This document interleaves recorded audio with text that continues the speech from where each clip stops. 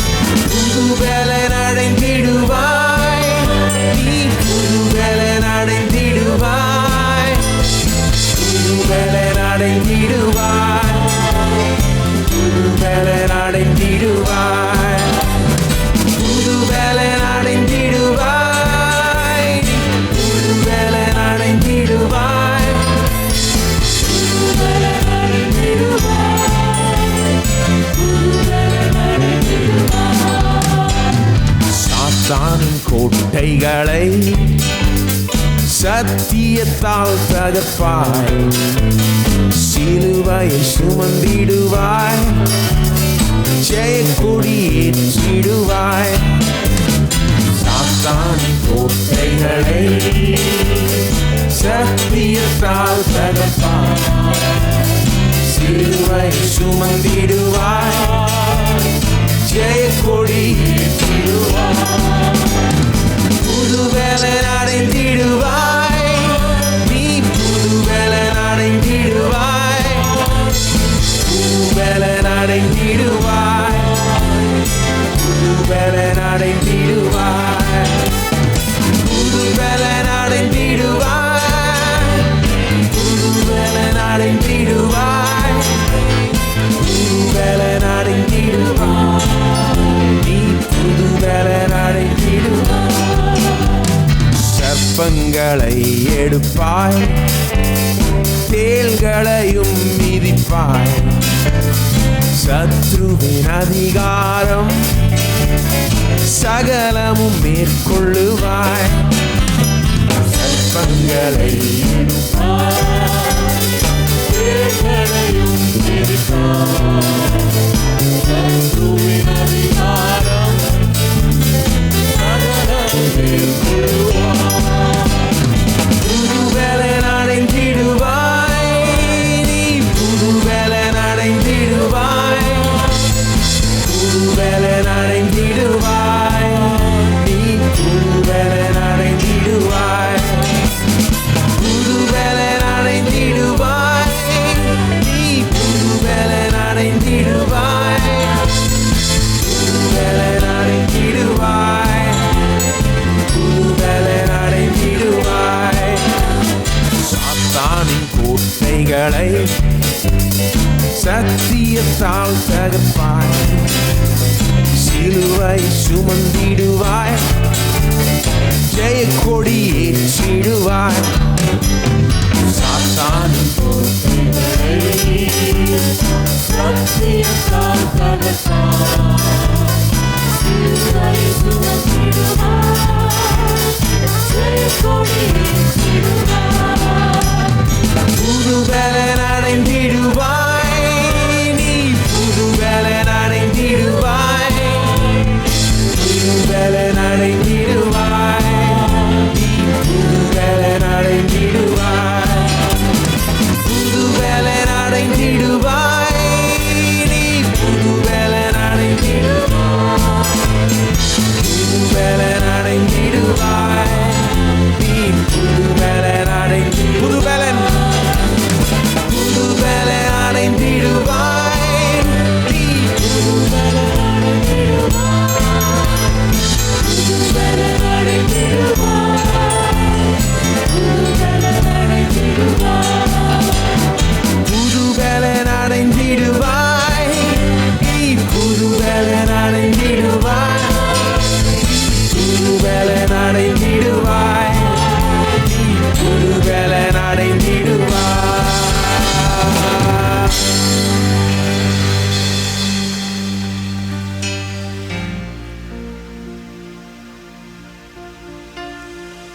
என் வேலம் நீரே, அன்பு கூறுவே, மகிழு வெண்ணீதா உம்மில்,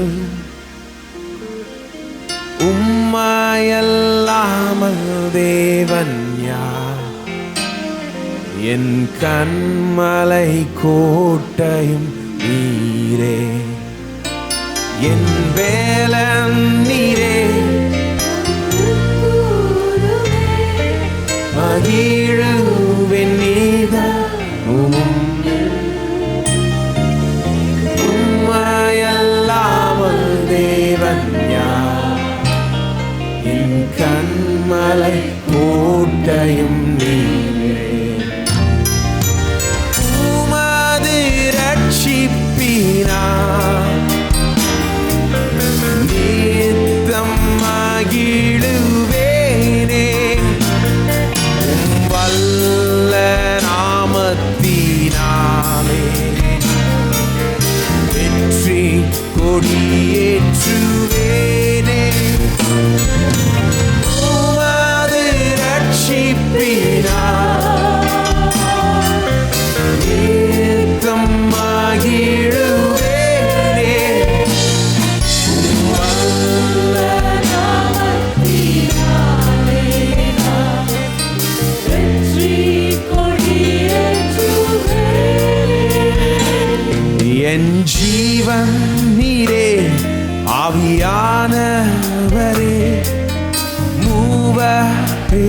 ஒன்றானவரே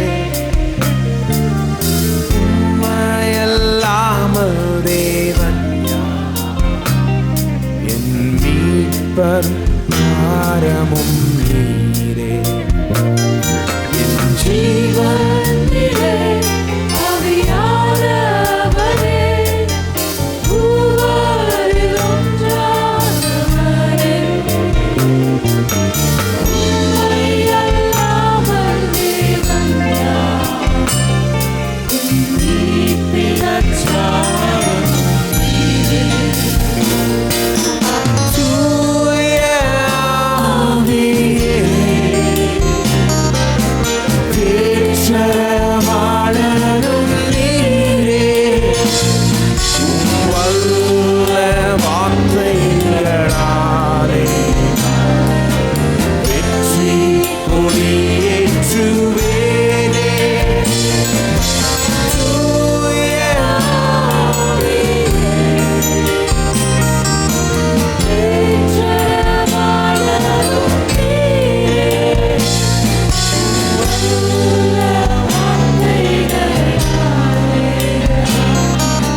வெற்றி கொடியேற்றுவேனே என் இரட்சகரே கிறிஸ்தேசுவே பிதாவினேக சுதனே உம்மையல்லாமல் தேவன் யார் என் மீட்பரும் மெய்ப்பரும் நீரே ரட்சகரே கிறிஸ்தேசுவே பிதாவினேக சுதனே உம்மையல்லாமல் தேவன் யார் மீட்பரும் மெய்ப்பரும் உமது இரத்தத்தினால் சாட்சியின் வசனத்தினால் நீர் வென்ற சத்துருவை நீதித்தேனார் வெற்றி கொடியேற்றுவேனே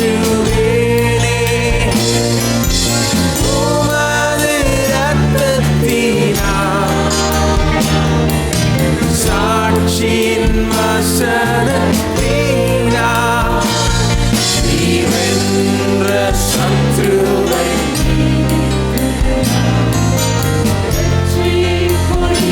தூய ஆவியே தூய ஆவியே தேற்றரவாளனும் நீரே வல்ல வார்த்தைகளாலே வெற்றி கொடியேற்றுவேனே தூய ஆவியே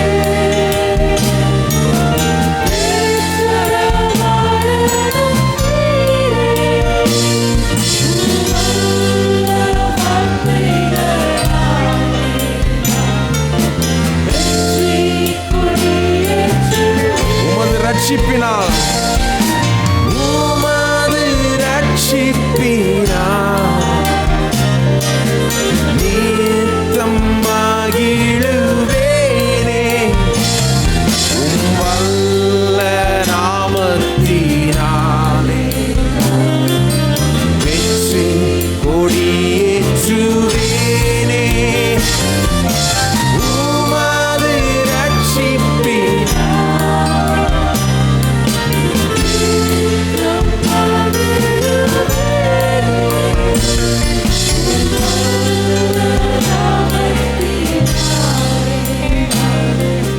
வெற்றி கொடியேற்றுவேனே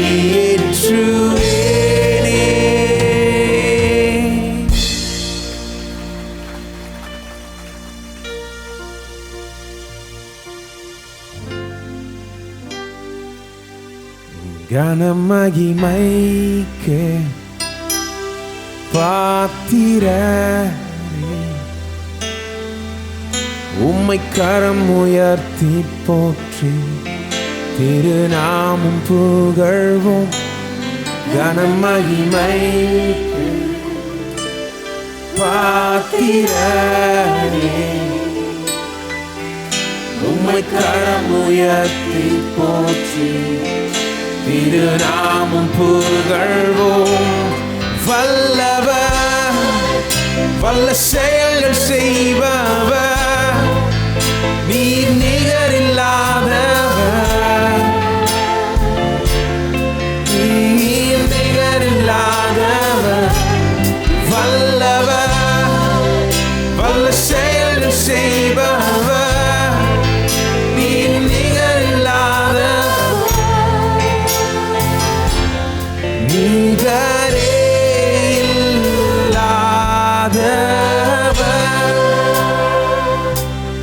கனமகிமை பாத்திரரே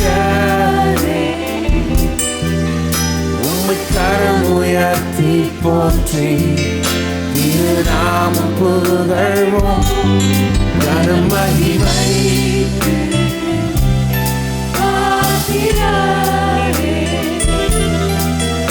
உம்மை கரமுயர்த்தி போற்றி திருநாமம் புகழ்வோம் வல்லவர் வல்ல செயல்கள் செய்பவர் நீர் நிகரில்லாதவர் நீர் நிகரில்லாதவர் வல்லவர் வல்ல செயல்கள் செய்பவர் நீர் நிகரில்லாதவர் நிகரே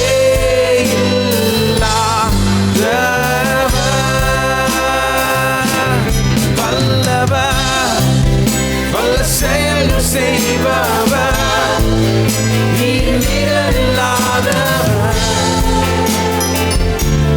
நீர் நிகரில்லாதவர் வல்லவர் வல்ல செயல்கள் செய்பவர் நீர் நிகரில்லாதவர் நிகரே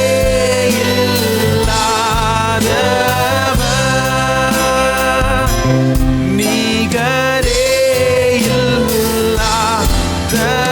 இல்லாதவர் நிகரே இல்லாதவர்.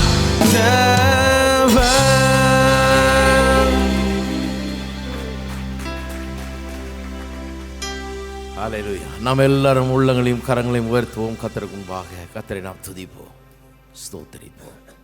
ஹல்லேலூயா.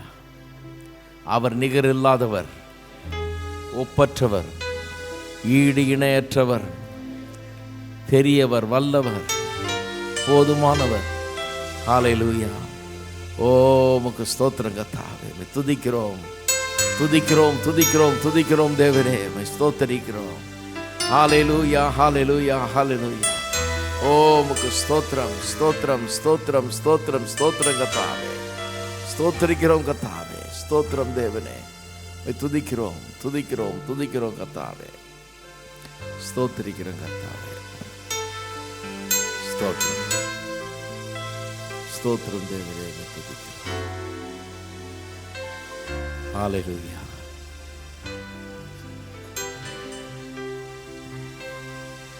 வல்லவர் செயல்கள் செய்பவர் நீர் நிகரில்லாதவர்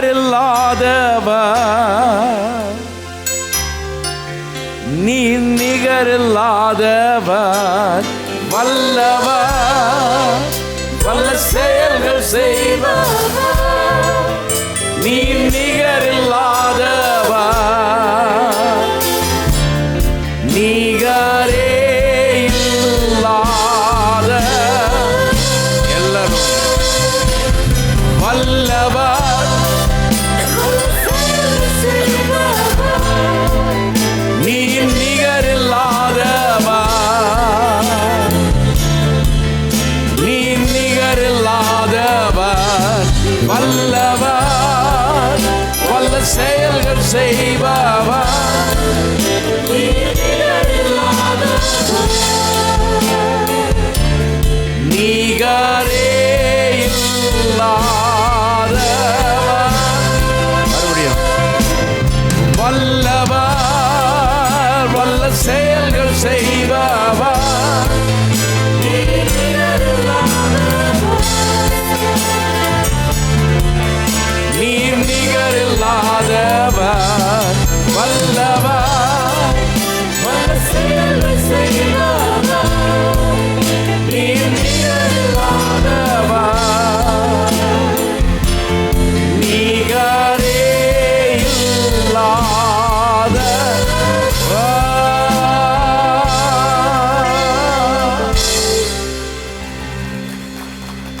ஹல்லேலூயா.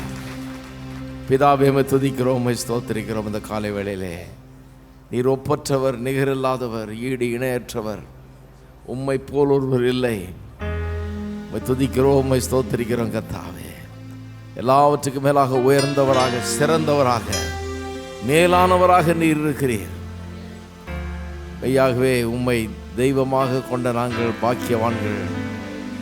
துதிக்கிறோம், உம்மை ஸ்தோத்திரிக்கிறோம். எங்களுக்கு போதுமானவராய், எல்லாவற்றுக்கெல்லாமாய் நீர் இருக்கிறபடியாக நமக்கு ஸ்தோத்திரம். இதையெல்லாம் விளங்கி கொள்ள, என்னுடைய வாழ்க்கை அதன் அடிப்படையில் வாழ, ஒவ்வொரு நாளும் இதை பேச, இதை உச்சரிக்க, இதை அறிக்கை செய்ய கற்றுக்கொள்ள எங்களுக்கு தேவாவியானவர் உதவி செய்வீராக. என்னுடைய வாயிலிருந்து இந்த காரியங்கள் வரட்டும். நீர் பெரியவர், நீர் வல்லவர், நீர் போதுமானவர், நீர் மேலானவர், வெற்றி சிறக்க பண்ணுகிறவர் என்கிற காரியங்கள் மக்களுடைய வாயிலிருந்து வரட்டும். அது வாழ்க்கையில் உண்டாகட்டும். கர்த்தாவே, இந்த சத்தியங்களை விளங்கி கொள்ள தேவாவியானவர் தாமே சகல சத்தியத்துக்குள்ள நடத்துவீராக. உமக்கு எல்லா கனமையும் துதி ஸ்தோத்திரங்களை எடுக்கிறோம். இயேசுவின் நாமத்திலே ஜெபிக்கிறோம். ஆமென். நமக்கார் காணிக்கினாலே கர்த்தரை ஆராதிக்கின்ற நேரம். உலகங்களை வந்து இணையதளத்தின் மூலமாக, டிவி மூலமாக எங்களோடு கூட இந்த ஆராயில் பங்கெடுத்துள்ள நீங்களும் காணிக்கையில் செலுத்த விரும்பினால் எப்பொழுதே வேப் கிவிலிங் மூலமாக செலுத்தலாம். அல்லது விக்டரி கிறிஸ்டியன் ஃபவுண்டேஷன் பெயருக்கு காசோலைகள் அல்லது எம்ஓடிடி அனுப்பலாம். சபைத்திட்ட பணிகளுக்காக கொடுக்கக்கூடியவர்கள் வைத்திருந்து முடிந்து போகும் பொழுது போர்ட்டிகோ உள்ள பெரிய காணிக்கை பட்டியலை செலுத்தும்படி கேட்டுக்கொள்கிறோம். தசவான் காணிக்கையோட கரங்களை உயர்த்துவோம். கர்த்தருடைய வார்த்தையை அறிக்கிட்டுக் கொடுப்போம். தேவனுடைய வார்த்தையை சொல்கிறது, கொடுங்கள் அப்பொழுது கொடுக்கப்படும், அமுக்கி குலுக்கி சரிந்து விழும்படி நன்றாய் அளந்து மடியில் போடுவார்கள். எந்த அளவில் அளக்கிறீர்களோ அதே அளவினால் திரும்ப கொடுக்கப்படும். என் தேவன் என்னுடைய குறைவுகளையெல்லாம் தம்முடைய மகிமையை ஐஸ்வர்யத்தின்படி கிறிஸ்து இயேசுவுக்குள் நிறைவாக்குவார் என்று நான் விசுவாசிக்கிறேன். என் காணிக்கையினாலே தேவனை கனப்படுத்துகிறேன். ஆமென். கரைகளை கிளம்புவதை பெற்றுக்கொள்வார்கள். புதிதாய் வந்தலை வரவேற்க விரும்புகிறோம். இந்த ஆராதனைக்கு முதல் தடையாக வந்திருந்தால் தயவுசெய்து கரங்களை உயர்த்துங்கள். உள்ளே இருப்பவர்களும் வெளியே இருப்பவர்களும் மேலே அமர்ந்து இருப்பவர்களும் ஒரு சில வினாடிகளோட கரங்களை உயர்த்துங்கள். சபை செய்திகளுடைய புரோஷரை கொடுப்பார்கள். அந்த புரோஷரிலே சபை ஆராதனை நேரங்கள், டிவி நிகழ்ச்சி நேரங்கள் எல்லாம் அடங்கியிருக்கிறது. அது மட்டுமல்லாமல் மத்தியில் ஒரு அட்டையை பார்ப்பீர்கள். உங்கள் பெயரையும் விலாசத்தையும் எழுதி நீங்கள் போகும் பொழுது சிடி ஸ்டாலில் கொடுத்தால் நம்முடைய போதகர்கள் பேசின 8 செய்திகள் அடங்கிய MP3 சிடியும் வெற்றியும் வாழ்வுங்கிற மாதாந்திர தமிழ் பத்திரிகையும் வெகுமதியாக கொடுவார் பெற்று செல்லலாம். முக்கிய அறிவிப்பு, நாளைய தினத்திலிருந்து VBS தொடங்குகிறது. 27ஆம் தேதி நாளைய தினம் தொடங்கி மே 7ஆம் தேதி வரைக்கும் நடைபெறும். காலையிலே 9 மணி முதல் 12 மணி வரை நடைபெறும். 4 வயது முதல் 16 வயதுள்ள அனைத்து பிள்ளைகளும் கலந்து கொள்ளலாம். அதில் ஞாபகத்தில் வைத்துக் கொள்ளுங்கள்.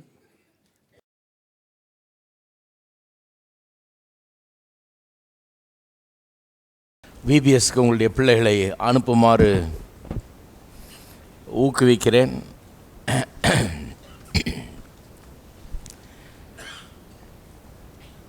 பிள்ளைகளுக்கு அது ரொம்ப பிரயோஜனமாக இருக்கும் என்று நம்புகிறேன். இந்த ஹாலில் நடைபெறும் 9லேருந்து 12 வரை ஒவ்வொரு நாளும். 16 வயது வரை உள்ள பிள்ளைகள்லாம் வந்து கலந்து கொள்ளலாம். இந்த பிள்ளைகளை கொண்டு வர, திருப்பி கொண்டு போக நீங்கள் ஏற்பாடுகளை செய்து எப்படியாவது அதை அவர்களுக்கு சாத்தியமாக்குங்கள். அவர்கள் வந்து அதில் பங்கு பெறட்டும். நல்ல போதனைகள் இங்கே அந்த நாட்களிலே கொடுக்கப்படுகிறது. அதை தவற விட வேண்டாம். எல்லா பிள்ளைகளையும் அனுப்புங்க. சரி, கர்த்தருடைய வார்த்தைக்கு செல்லுவோம். எபிரேயர் 11ஆம் அதிகாரம் 3ஆம் வசனத்தை வாசிக்கிறேன். எபிரேயர் 11ஆம் அதிகாரம் 3ஆம் வசனம். விசுவாசத்தினாலே நாம் உலகங்கள் தேவனுடைய வார்த்தையினால் உண்டாக்கப்பட்டதென்றும் இவ்விதமாய் காணப்படுகிறவைகள் தோன்றப்படுகிறவைகளால் உண்டாகவில்லை என்றும் அறிந்திருக்கிறோம். விசுவாசத்தை குறித்து கொஞ்ச நாளாகவே போதித்து வருகிறோம். இந்த லா ஆஃப் ஃபெய்த்துங்கிற ஒரு ஃபெய்த்தை பற்றி நிறைய பேசியிருக்கேன் ஏற்கனவே. இந்த முறை எப்படி இது ஒரு பிரமாணம் போல் இருக்கிறது, அதை எப்படி பிரமாணம் போல் கிரியை செய்கிறது, இதை எப்படி கற்றுக்கொள்ளலாம் என்பதை குறித்து பேசினேன். விசுவாசம் என்றால் என்னன்னு பார்த்தோம் முதல்ல. அதுக்கப்புறம் எப்படி அது வேலை செய்கிறது, ஒரு பிரமாணம் மாதிரி வேலை செய்யுது. பிரமாணம்னா என்ன? அது ஒரு முறைப்படி இயங்குகிறது. அதான் பிரமாணம். பிரமாணத்தை ஈஸியாக கற்றுக்கொள்ளலாம். என்ன நடக்குன்னு சொல்ல முடியாது. ஒரு வேளை எப்படி ஆகலாம், அப்படி அல்ல. பிரமாணம் என்பது இப்படின்னா இப்படி தான். புவியீர்ப்பு பிரமாணம்னு இருக்குது. இந்த நோட் புக்கை நான் பிடிச்சிக்கிட்டு இருக்கிறேன். விட்டேன்னா கீழே தான் விழும், மேலே பறக்காது. ஏன்னா அதுதான் புவியீர்ப்பு பிரமாணம். இல்லைங்க, சில நேரம் கீழே விழும், சில நேரம் மேலே பறக்கும். 90% கீழே விழும், 10% பறக்கவும் செய்யலாம் அப்படின்னு சொல்ல முடியாது. 100%, 100% கீழே தான் விழும். தான் பிரமாணம். பிரமாணம்னா எப்பவும் ஒரே மாதிரி முறைப்படி வேலை செய்கிறது. விசுவாசம் அப்படி தான். நிறைய பேர் கிறிஸ்தவ வாழ்க்கையே வேறு மாதிரி அணுகுகிறாங்க பாருங்கள். அதாவது இப்படியும் இருக்கலாம், அப்படியும் இருக்கலாம், யாரு கண்டா எப்படியும் இருக்கலாம் அப்படிங்கிற மாதிரி போகிறாங்க. நான் காண்பித்தேன். அதுக்கு தான் அது கற்றுக்கிறது ரொம்ப அவசியம். விசுவாசம் என்கிறது ஒரு பிரமாணம். சுலபமாக விசுவாசிகள் கற்றுக்கொள்ளலாம். இப்படி தான் அது வேலை செய்யும், இப்படி செய்தால் இப்படி ரிசல்ட் வருங்கிறது தான் விசுவாசம் என்னும் பிரமாணம். ஆகவே இதில் முக்கியமான இது என்னென்னா, முதல்ல விசுவாசம்னா என்னென்னு காண்பித்தேன், அது ஒரு பிரமாணம்னு காண்பித்தேன். அது பிறகு எப்படி அது வேலை செய்கிறதுங்கிறத பார்த்தோம். அதில் 2 காரியத்தை குறிப்பாக காமித்தேன். அதிகாரத்தை பயன்படுத்துவதன் மூலமாக அது வேலை செய்யுது. இன்னொன்று நம்முடைய அறிக்கையின் மூலமாக அது வேலை செய்யுது. அதிகாரம், நம்முடைய அறிக்கை. இந்த நாவிலிருந்து என்ன வருதுன்றது ரொம்ப முக்கியமானதாக இருக்கிறது. இந்த 2 காரியங்களை பார்த்தோம். இன்றைக்கி இந்த போதனையை முடிக்க போகிறேன். இன்றைக்கி அடுத்த வாரம் வேறு ஒரு புதிய தொடர் போதனை ஆரம்பிக்க போகிறேன். அதனால் என்ன பார்த்தோன்றதை ஒரு சம்மரைஸ் பண்ணுறேன் நான். என்ன இது விசுவாசம்னா என்ன, எப்படி வேலை செய்யுது, ஒரு பிரமாணம் போல் இது எப்படி வேலை செய்யுது. அதிகாரத்தை பயன்படுத்த வேண்டும். நமக்கு கொடுக்கப்பட்டிருக்க அதிகாரத்தை பற்றி ரொம்ப விரிவாக பேசினேன். எப்படி விசுவாசி அதிகாரமுள்ளவனாக இருக்கிறான் என்று. அதிகாரத்தை பயன்படுத்தணும். இயேசு பயன்படுத்தினார். அதனால தான் முன்னூற்றுக்கு அதிபதி சொல்கிறான் இல்லையா, ஒரு வார்த்தை மாத்திரம் சொல்லும் என் வேலைக்காரன் சொஸ்தி. இங்கே சொன்னால் அங்கே சோகமாயிடுவான்றான். ஏன்னா அது ஸ்பிரிச்சுவல் வேர்ல்டில், ஆவிக்குரிய உலகத்தில் இருக்கிற ஒரு அதிகாரம். இப்படி தான் விசுவாசம் வேலை செய்து பாருங்கள். அவன் சொல்கிறத கேட்டு இயேசு சொல்கிறாரு, இப்படி ஒரு விசுவாசத்தை நான் நம்முடைய மக்கள் மத்தியிலேயே கண்டதில்லையேன்றார். யூத மக்கள் மத்தியிலேயே கண்டதில்லை. அவங்களுக்கு தான் 10 கற்பனை பழைய ஏற்பாடெல்லாம் கொடுக்கப்பட்டிருந்தது. இவன் புறஜாதியான்னு இவனுக்கு ஒன்றும் கிடையாது. அவனுக்கு பாருங்கள் அவ்வளோ பெரிய ஒரு அறிவு இருக்குது. அவனுடைய விசுவாசம் எல்லாத்த காட்டிலும் பெரிய விசுவாசம்ங்கிறார். அப்போ விசுவாசம் எப்போ சிறப்பாக செயல்படுகிறது, அதிகாரத்தை ஒரு மனுஷன் புரிந்து கொள்ளும்போது சிறப்பாக செயல்படுது. அவனுக்கு ஏன் அது, அவனுடைய விசுவாசம் ஏன் எல்லா விசுவாசத்தை காட்டிலும் பெருசுன்றாரு. அவனுக்கு விசுவாசத்தை கண்டு ஆச்சரியப்படுறாரு. ஏன்னா அவன் அதிகாரத்தை புரிஞ்சுக்கிட்டான். இங்கே சொன்னால் அங்கே நடக்கும். அவருடைய வார்த்தைக்கு அதிகாரம் உண்டு. அவர் ஒரு வார்த்தை சொன்னால் போதும், என் வீட்டுக்கே வர வேண்டியதில்லை, தொட வேண்டியதில்லை. எவ்வளோ கிறிஸ்தவர்களை காட்டிலும் எவ்வளோ மேல் பாருங்க. அவன் கிறிஸ்தவர்களான சொன்னாங்க, ஒரே ஒரு நிமிஷம் தொட்டுட்டு போயிடுங்கம்பாங்க, காலை வச்சுட்டு போயிடுங்கம்பாங்க. என்ன மாதிரி கிறிஸ்தவங்கள்லாம் இருக்கிறாங்க. கொஞ்சம் தண்ணியை தெளிச்சிட்டு போயிடுங்கம்பாங்க, எல்லாம் சொல்லுவாங்க. ஆனால் ஒரு வார்த்தை மாத்திரம் சொல்லும், சரியாயிடும்னு சொல்கிற கிறிஸ்தவங்க நிறைய பேர் பார்க்க முடியாது. நீங்கள் இன்றைக்கி 2000 வருஷத்துக்கு அப்புறம் சென்னையில் பார்க்க முடியாது, உலகம் முழுக்க பார்க்க முடியாது. எல்லாருக்கும் ஏதாவது தொடணும், எதையாவது தடவணும், இல்லை என்னமாவது போட்டு ஆட்டணும், என்னமாவது பண்ணால் ஏதாவது நடக்கும் அப்படின்னு நம்புகிறாங்களோ ஒழிய வார்த்தையில் இருக்கிற வல்லமை அவளுக்கு புரியல. ஆனால் அது விசுவாசம் செயல்படுறதுனுடைய இதே என்னென்னா, இந்த வார்த்தையில் அதிகாரம் இருக்குது. சொன்னபடி ஆகும். நீர் ஒரு வார்த்தை சொல்லணும், அவன் சொன்னான், நான் காமிச்சேன் உங்களுக்கு. அவன் இயேசுட்ட நீர் சொல்லணுன்றான். அவனுக்கு ஒரு காரியம் தெரியல. அவனே சொல்லலாம், அவன் சொன்னாலே அப்படி ஆகுன்றது அவனுக்கு தெரியல. இயேசு அதை போதிக்கிறாரு. மரத்தை பார்த்து சொல்லி மரம் சபிக்கப்பட்டு போயிட்டது சொல்கிறார். மலையை பார்த்து நீ சொன்னா கூட நீ சொன்னபடி ஆகும் என்கிறார். அவன் நினைக்கிறான் இயேசு சொன்னால் அதுபடி நடக்குதுன்றதை புரிஞ்சுக்கிட்டான். அதுவே அவ்வளோ பெரிய விசுவாசம். நீங்கள் சொன்னால் நீங்கள் சொன்னபடி ஆகும்னு புரிஞ்சுக்கிட்டிங்கன்னா விசுவாசம் சிறப்பாக செயல்பட ஆரம்பிக்கும். அப்புறம் அந்த கன்ஃபெஷனை பற்றி பார்த்தோம். ஏன் சதா நம்ம ஒரு பாசிட்டிவ் கன்ஃபெஷனை நம்ம மேற்கொள்ள வேணும்ன்றத காரணங்கள் சொல்லி வரேன். முற்போக்கான அறிக்கை ஏன் அது ரொம்ப முக்கியம் அப்படிங்கிறதுக்கு பல காரணங்களை, கிட்டத்தட்ட ஒரு டசன் காரணங்களை சொல்லிட்டேன். இப்போ கடைசி காரணத்தை போன வாரம் சொல்ல ஆரம்பித்தேன். அதை இன்றைக்கி தொடருவோம். போன வாரம் பழைய ஏற்பாட்டிலேருந்து காமிச்சேன், இந்த வாரம் புதிய ஏற்பாட்டிலேருந்து காண்பிக்க போகிறேன். அறிக்கையின் மூலமாக நாம் வாயை திறந்து கர்த்தருடைய வார்த்தைகளை பேசும்போது என்ன பண்ணுகிறோம்? உலகங்களை தேவன் என்ன பண்ணாராம்? தம்முடைய வார்த்தையினால் உண்டாக்கினாராம். இந்த காணப்படுகிற எல்லாமே காணப்படுகிறவிலிருந்து உண்டாகவில்லை. எதுலேருந்து உண்டாச்சு? வார்த்தையிலிருந்தே உண்டாகுச்சு. அதுபோலவே தேவனுடைய சாயலில் உண்டாக்கப்பட்ட மனுஷர்களாகிய நாம் அவரை போலவே நம்முடைய உலகத்தை, நம்முடைய வாழ்க்கையை வார்த்தையினாலே உண்டாக்க வேண்டும் என்பது குறித்து தான் போன வாரம் சொல்ல ஆரம்பித்தேன். பழைய ஏற்பாட்டிலேருந்து நிறைய ஒரு பெரிய ஒரு கான்செப்டை நம்ம எக்ஸ்ப்ளோர் பண்ணோம். அது என்னென்னா, பழைய ஏற்பாட்டில் எங்கே துவங்குதுன்னா ஆதியாகமம் 1ஆம் அதிகாரத்திலே துவங்குது. இந்த 11:3 வாசித்தேன் இல்லையா எபிரேயரில். அது வந்து ஆதியாகமம் 1 குறித்த ஒரு விமர்சனம். ஆதியாகமம் 1 சொல்லி உண்டாக்குறாரு பாருங்க. வெளிச்சம் உண்டாக்குறதுன்னு சொல்லி உண்டாக்குறாரு எல்லாத்தையும். அதை குறித்த விமர்சனம் தான் இது. இங்கே என்ன சொல்கிறது? உலகங்களை தேவன் எப்படி உண்டாக்குனார்? தேவனுடைய வார்த்தையினால் உண்டாக்குனார். எங்கே பார்க்குறோம்? ஆதியாகமம் 1 பார்க்குறோம். இப்படி தான் காணப்படுகிறவர்களால் தோன்றப்படுகிறவர்களால் உண்டாகவில்லை, அவைகளெல்லாம் வார்த்தையினால் உண்டானது என்றார். அப்போ அங்கே போன வாரம் கொண்டு போய் ஒரு காரியத்தை காமிச்சேன். உண்டாக்கினார்னு தமிழில் சிம்பிளாக சொல்லிடுச்சு. ஆங்கிலத்தில் ஃப்ரேம்டுங்கிற வார்த்தை பயன்படுத்தப்படுகிறது. ஃப்ரேம்டுங்கிற வார்த்தை ரொம்ப கொஞ்சம் வித்தியாசமான ஒரு வார்த்தை. அப்போ அந்த விதத்தில் தான் இதை அந்த விதத்தில் விளக்கணும்னா கொஞ்சம் பிரயோஜனமாக இருக்கும். ஃப்ரேம்னு சொன்னால் உண்டாக்குறதை காட்டிலும் மேலானது. அதை ஆதியாகமம் 1 எடுத்து காமிச்சேன் உங்களுக்கு. வெறும் ஒரு காரியத்தை உண்டாக்கலை, அது நோக்கம் என்ன, அது எப்படி செயல்பட வேண்டும், அது எங்கே இருக்கணும் எல்லாம் சொல்கிறார். சூரியன், சந்திரன், நட்சத்திரம்லாம் உண்டாக்குன போது இவையெல்லாம் அடையாளங்களுக்காகவும் காலங்கள் நாட்கள் எல்லாம் அறிஞ்சு கொள்றதுக்காகவும், பகல் என்ன இரவு என்ன இதெல்லாம் புரிஞ்சு கொள்றதுக்காகவும் இவையெல்லாம் வைக்கப்பட்டிருன்னு சொல்கிறார். அடையாளங்களுக்காகவும் காலங்களையும் நாட்களையும் அறிந்து கொள்வது, அதான் நோக்கம். அது எங்கே இருக்கணும்னு சொல்கிறாரு? ஆகாய விரிவில் இருக்கணும் அதுன்னு சொல்கிறாரு இல்லையா?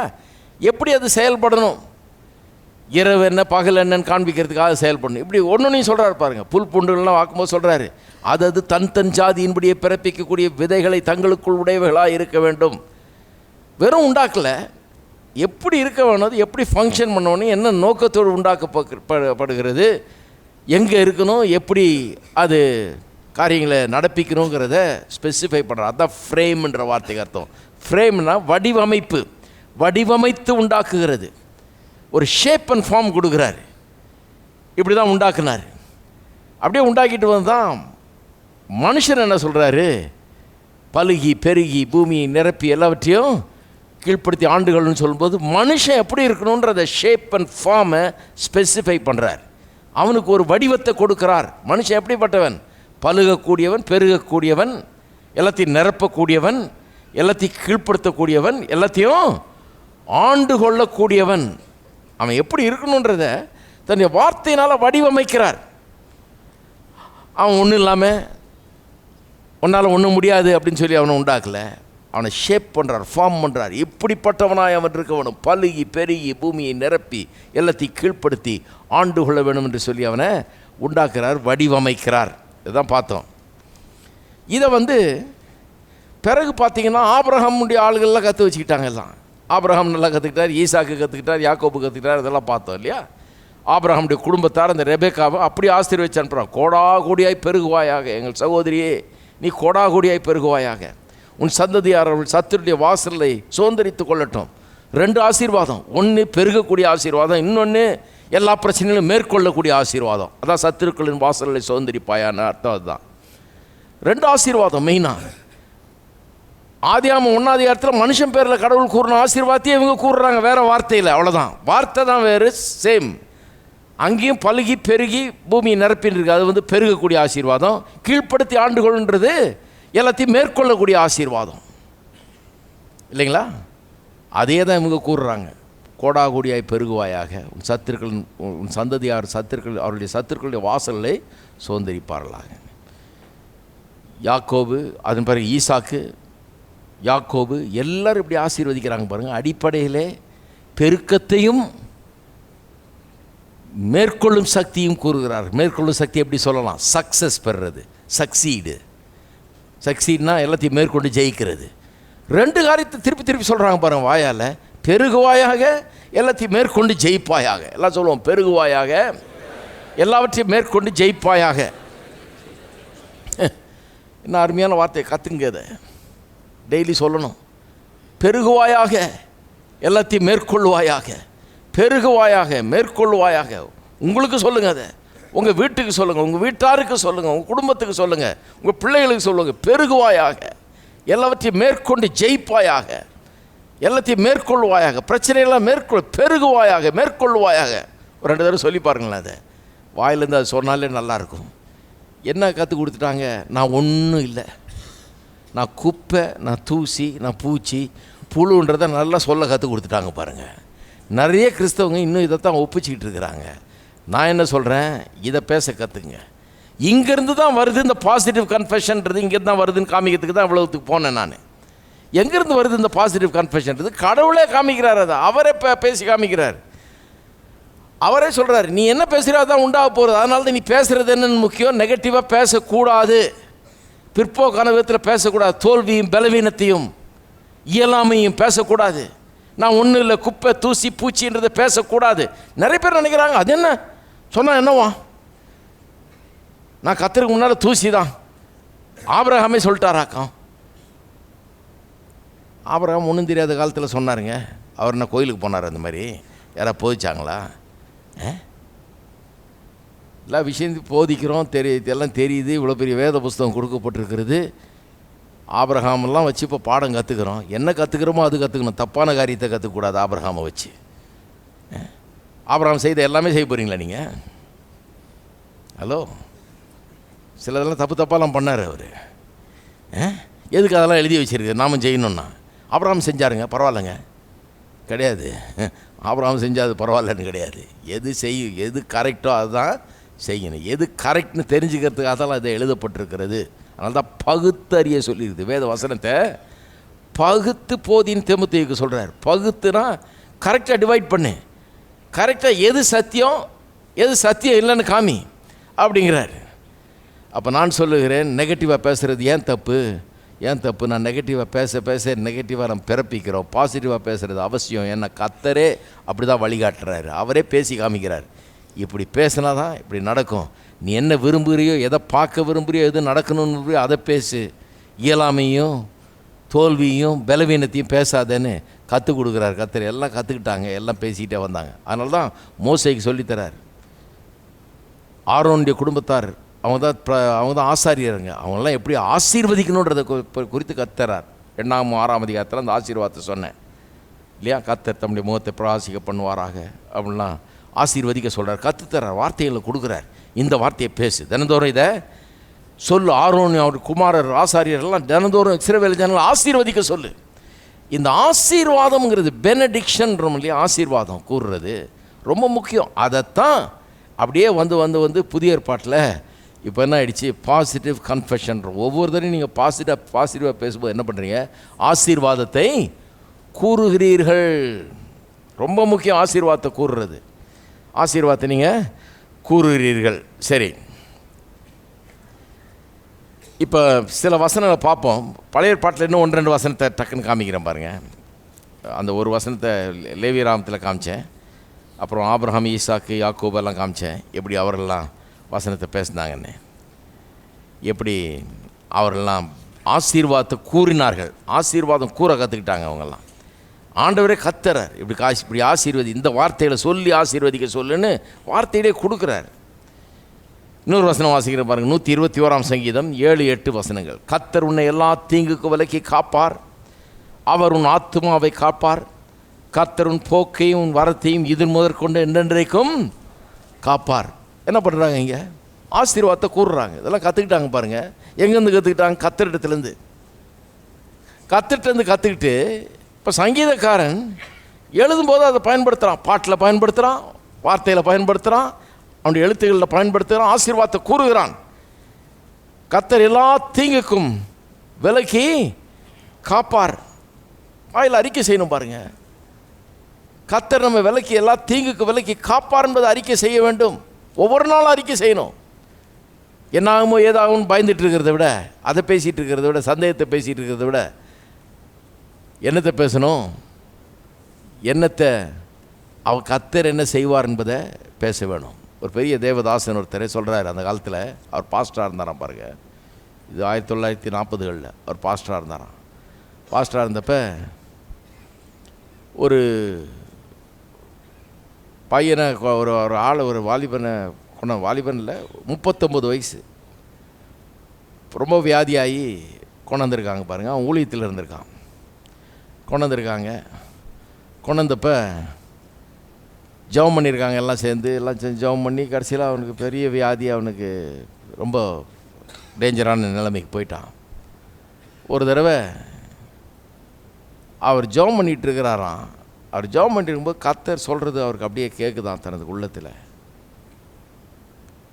ஆதிகாலம் முதல் ஏற்படுத்தி வைக்கப்பட்டிருக்கிற பிரமாணங்களை இன்றைக்கு நான் மாற்ற முடியாது, எல்லாம் அந்த பிரமாணத்தின்படி இயங்கி வருகிறது. இவருக்கு என்ன சொல்கிறாருன்னு வழங்கலையா. ஆதிகாய் ஜெபம் பண்ணிகிட்டு இருக்கிறோம், இந்த பையன் சோமானுன்னு ஜெபம் பண்ணிகிட்டு இருக்கிறோம். 39 வயசு தான் ஆகுது, ரொம்ப வியாதியில் சிக்கி கிடக்கிறான். கர்த்தர் உள்ளத்தில் சொல்கிறாராம், ஆதிகாலம் முதல் நான் ஏற்படுத்தி வைத்திருக்கிற பிரமாணங்களை இன்றைக்கு நான் மாற்றி அமைக்க முடியாது, எல்லாம் அந்த பிரமாணத்தின்படி தான் இயங்கி வருகிறது அப்படின்றாராம். இவருக்கு என்னென்னு வழங்கலையா. கடைசியில் அந்த பையன் இறந்து போயிட்டாராம் பாருங்கள். இறந்து போன பிறகு அங்கே அவங்க வீட்டாரோட பேசிகிட்டு இருக்கும்போது அவங்க அம்மா அப்பா எல்லோரும் சொல்கிறாங்களாம், 39 வயசு ஆகுங்க, எப்போவுமே சொல்லுவான் நான் 40 தாண்ட மாட்டேன் அப்படின்னு. சின்ன வயசுலேருந்து சொல்லுவாங்க, 10 வயசு 12 வயசாக இருக்கும்போதுலேருந்து சொல்லிகிட்டே இருப்பான், நான் 40 பார்க்க மாட்டேன், 40 வயதை நான் பார்க்க மாட்டேன், காண மாட்டேன், எல்லாம் சொல்லுதான். தம்பி சொல்கிறானா, தங்கச்சி சொல்லுதான், எல்லாம் சொல்கிறான். இப்படி தான் சொல்லுவாங்க அண்ணன், நான் 40 வயசை தாண்ட மாட்டேன்னே சொல்லுவான். அம்மா அப்பாவும் சொல்கிறாங்க, எத்தனை தடவை சொல்லியிருக்காங்க, நாங்கள் அதை பெருசாக நினைக்கல, என்னமோ சொல்கிறான் இவன் அப்படின்னு நினச்சோம். தாண்ட மாட்டேன்னா கரெக்டாக அதுபடி அதை தான் பாருங்கள் கர்த்தர் இவருக்கு சொல்லியிருக்காரு. பிரமாணத்தை நான் இன்றைக்கி மாற்றி அமைக்க முடியாது, எல்லாம் ஒரு பிரமாணத்தின்படி இயங்குகிறது, எல்லாம் செட் பண்ணிட்டேன். நீ என்ன சொல்கிறியோ அதுதான் உனக்கு நடக்கும்ன்றபடி செட் ஆகிடுச்சு. மலையை பார்த்து பேர்ந்து சமுத்திரத்தில் தள்ளுண்டு போன்று சொன்னால் அது அப்படியே ஆகும். இதுதான் பிரமாணம், இதுதான் விசுவாசம் என்னும் பிரமாணம். உன்னுடைய விசுவாசத்தின்படியே உனக்கு ஆக கடவுது அப்படின்னு நான் செட் பண்ணிட்டேன். அதை நான் இப்போ இது ஒரு நேரம் மாற்றி வைக்க முடியாது, இன்றைக்கி அதை கொஞ்சம் கேன்சல் பண்ண முடியாது, அதெல்லாம் மாற்ற முடியாது. அப்போ யார் மாற்றணும்? நம்ம தான் மாற்றணும். நம்ம வாயை மாற்றணும், நம்ம வார்த்தைகளை மாற்றணும், நம்முடைய எண்ணங்களை மாற்றணும், நாம் மறுரூபப்படணும். நாம் தப்பாக பேசுகிறத விட்டுட்டு எதுக்கு பாருங்கள் ஒருத்தன் அப்படி பேசணும், 39 நான் 40 தாண்ட மாட்டேன், 40 பார்க்க மாட்டேன்னு பேசலாமா? ஒரு மனுஷன் பேசலாமா? சொல்கிறேன், இது ரொம்ப சீரியஸ் இல்லைன்னு நினைக்கிறாங்க நிறைய பேர். என்ன சொன்னேன் என்ன, நிறைய வீடுகளில் சிலர் பேசுவாங்க. அவங்க சொல்லுவாங்க, நான் சீக்கிரம் போயிடுவேன், நான் ரொம்ப வயசுக்கெல்லாம் நான் இருக்க மாட்டேன். ஏன் அதை சொல்லணும்? ஹலோ, எதுக்கு அதை பேசணுங்க? எதுக்கு அதை பேசணும்? தீர்க்காயுசை பேசுங்க, சுகத்தை பேசுங்க, பலத்தை பேசுங்க, ஆரோக்கியத்தை பேசுங்க. சொல்கிறவங்க இதெல்லாம் பாடம் கற்றுக்கணும். நம்ம எல்லாம் ஒரு பிரமாணத்தை அடிப்படையில் இருக்கிறது. கர்த்தர் ஒரு பிரமாணத்தை ஏற்படுத்தி வச்சுட்டார். டெய்லி அதை மாற்றி அமைக்கிறவர் அல்ல அவர். இப்படி தான் புவி ஈர்ப்பு பிரமாணம்னு வச்சுட்டார். டெய்லி அட்ஜஸ்ட் பண்ண வராத. ஒரு பையன் மேலேருந்து குதிக்கிறான், சரி இன்னைக்கு கொஞ்சம் அட்ஜஸ்ட் பண்ணிக்கிறேன் நான், அதை கிடையாது. அப்படி பண்ணுறது இல்லை. ஒரு நேரமும் எல்லாத்தையும் பண்ணிகிட்டு இருக்க முடியாது. எல்லாம் ஒரு பிரமாணத்தின்படி தான் இயங்குகிறது. அப்போ நல்லா கவனிக்க வேணும். எவ்வளோ முக்கியம் பாருங்கள். கர்த்தர் காப்பார்ன்றதை பேசுகிறது ரொம்ப முக்கியம். நீங்கள் பேசி பாருங்கள், பெரிய பெரிய விபத்துகளில் இருந்தெல்லாம் கர்த்தர் காப்பதை நீங்கள் பார்ப்பீர்கள். பெரிய ஆபத்துகள்லேருந்து கர்த்தர் உங்களை தப்பு வைப்பதை பார்ப்பீங்க. காப்பார்ன்றதை பேசுகிறது ஏன் கஷ்டன்ற, எதுக்கு இதை ஜனங்க இதை தப்புன்னு சொல்கிறாங்கன்னு தெரியல எனக்கு. உன்னை எல்லா தீங்குக்கு விலைக்கு காப்பார், உன்னை எல்லா தீங்குக்கு விலைக்கு காப்பார். நம்ம பிள்ளைகள் மேலே அது சொல்கிறது எவ்வளோ அவசியம், ஏன் சொல்லக்கூடாது? உன்னை எல்லா தீங்குக்கு விலைக்கு காப்பார், உன் ஆத்மாவை காப்பார், உன் போக்கிலும் உன் வரத்திலும் உன்னை காப்பார்.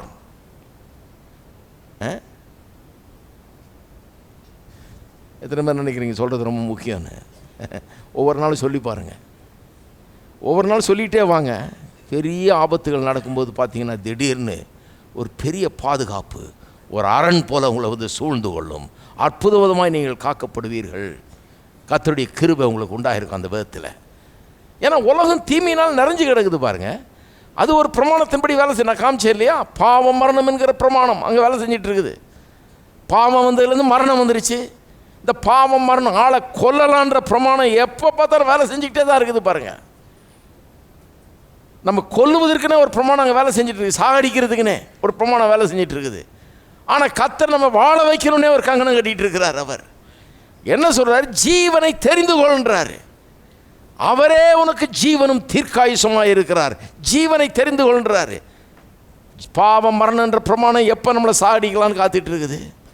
ஆனால் தான் சில நேரத்தில் டாக்டர்கிட்ட போனால் அவரே சொல்லிடுறார், பெரிய வியாதி இருக்குன்னு அப்படி ஆரம்பிச்சிருவாங்கட்டா பாருன்னு. அது கேட்கும்போதே இருதயம் நின்றும் போல இருக்குது. கேட்கும்போதே இருதயம் நின்ற மாதிரி அவ்வளோ பெரிய வியாதி, நம்ம வாயில் கூட நுழையாத வியாதியெல்லாம் சொல்லுவாங்க. இது வந்துருச்சுன்னு நினைக்கிறேன் அப்படின்னு. ஏன்னா பாவம் மரணன்ற பிரமாணம் உலகத்தில் வேலை செஞ்சிட்டு இருக்குதுங்க. எப்போ கழுத்தை பிடிச்சி நெரிக்கலாம், கொல்லலாம், எப்படி நாசமாக்கலாங்கிற ஒரு பிரமாணம் அங்கே வேலை செய்து கொண்டிருக்கிறது. பாவத்தின் மூலமாக பிசாசு உலகத்தில் நுழைஞ்சு கொல்லுவதும் அழிப்பதும் இப்படிப்பட்ட வேலை நடந்து கொண்டிருக்கிறது. ஜீவனை நான் ஒவ்வொரு நாளும் தெரிந்து கொள்ள வேணும். அதனால தான் பாருங்கள் வார்த்தை எடுக்கிறோம், வசனத்தை எடுக்கணும். அதனால தான் பாசிட்டிவாக நான் பேசணும். ஒவ்வொரு நாளும் என் வாயில் ஜீவனுடைய வார்த்தைகளை எடுத்துக்கொண்டேன் என்றால் அந்த வார்த்தை தான் என் வயிறை நிரப்பும்னு சொல்லியிருக்குது. வயிறு எது நிரப்புமா? வார்த்தை நிரப்பும். தான் நான் சொல்கிறது. தான் ஒரு இடத்துல சொன்னேன், பசி பட்னின்னு கிடக்கிறது எப்போ மாறும், எப்போ தரித்திரம் மாறும்? வார்த்தையை மாற்றினா வயிறு நிரம்புமா. பைபிளில் சொல்லி நீதிமொழிகள் வாசித்து பாருங்கள். வார்த்தையின் பலனால் வயிறு நிரம்புன்னு இருக்குது. எத்தனை பேர் வயிறு நிரம்புன்னு நினைக்கிறீங்க?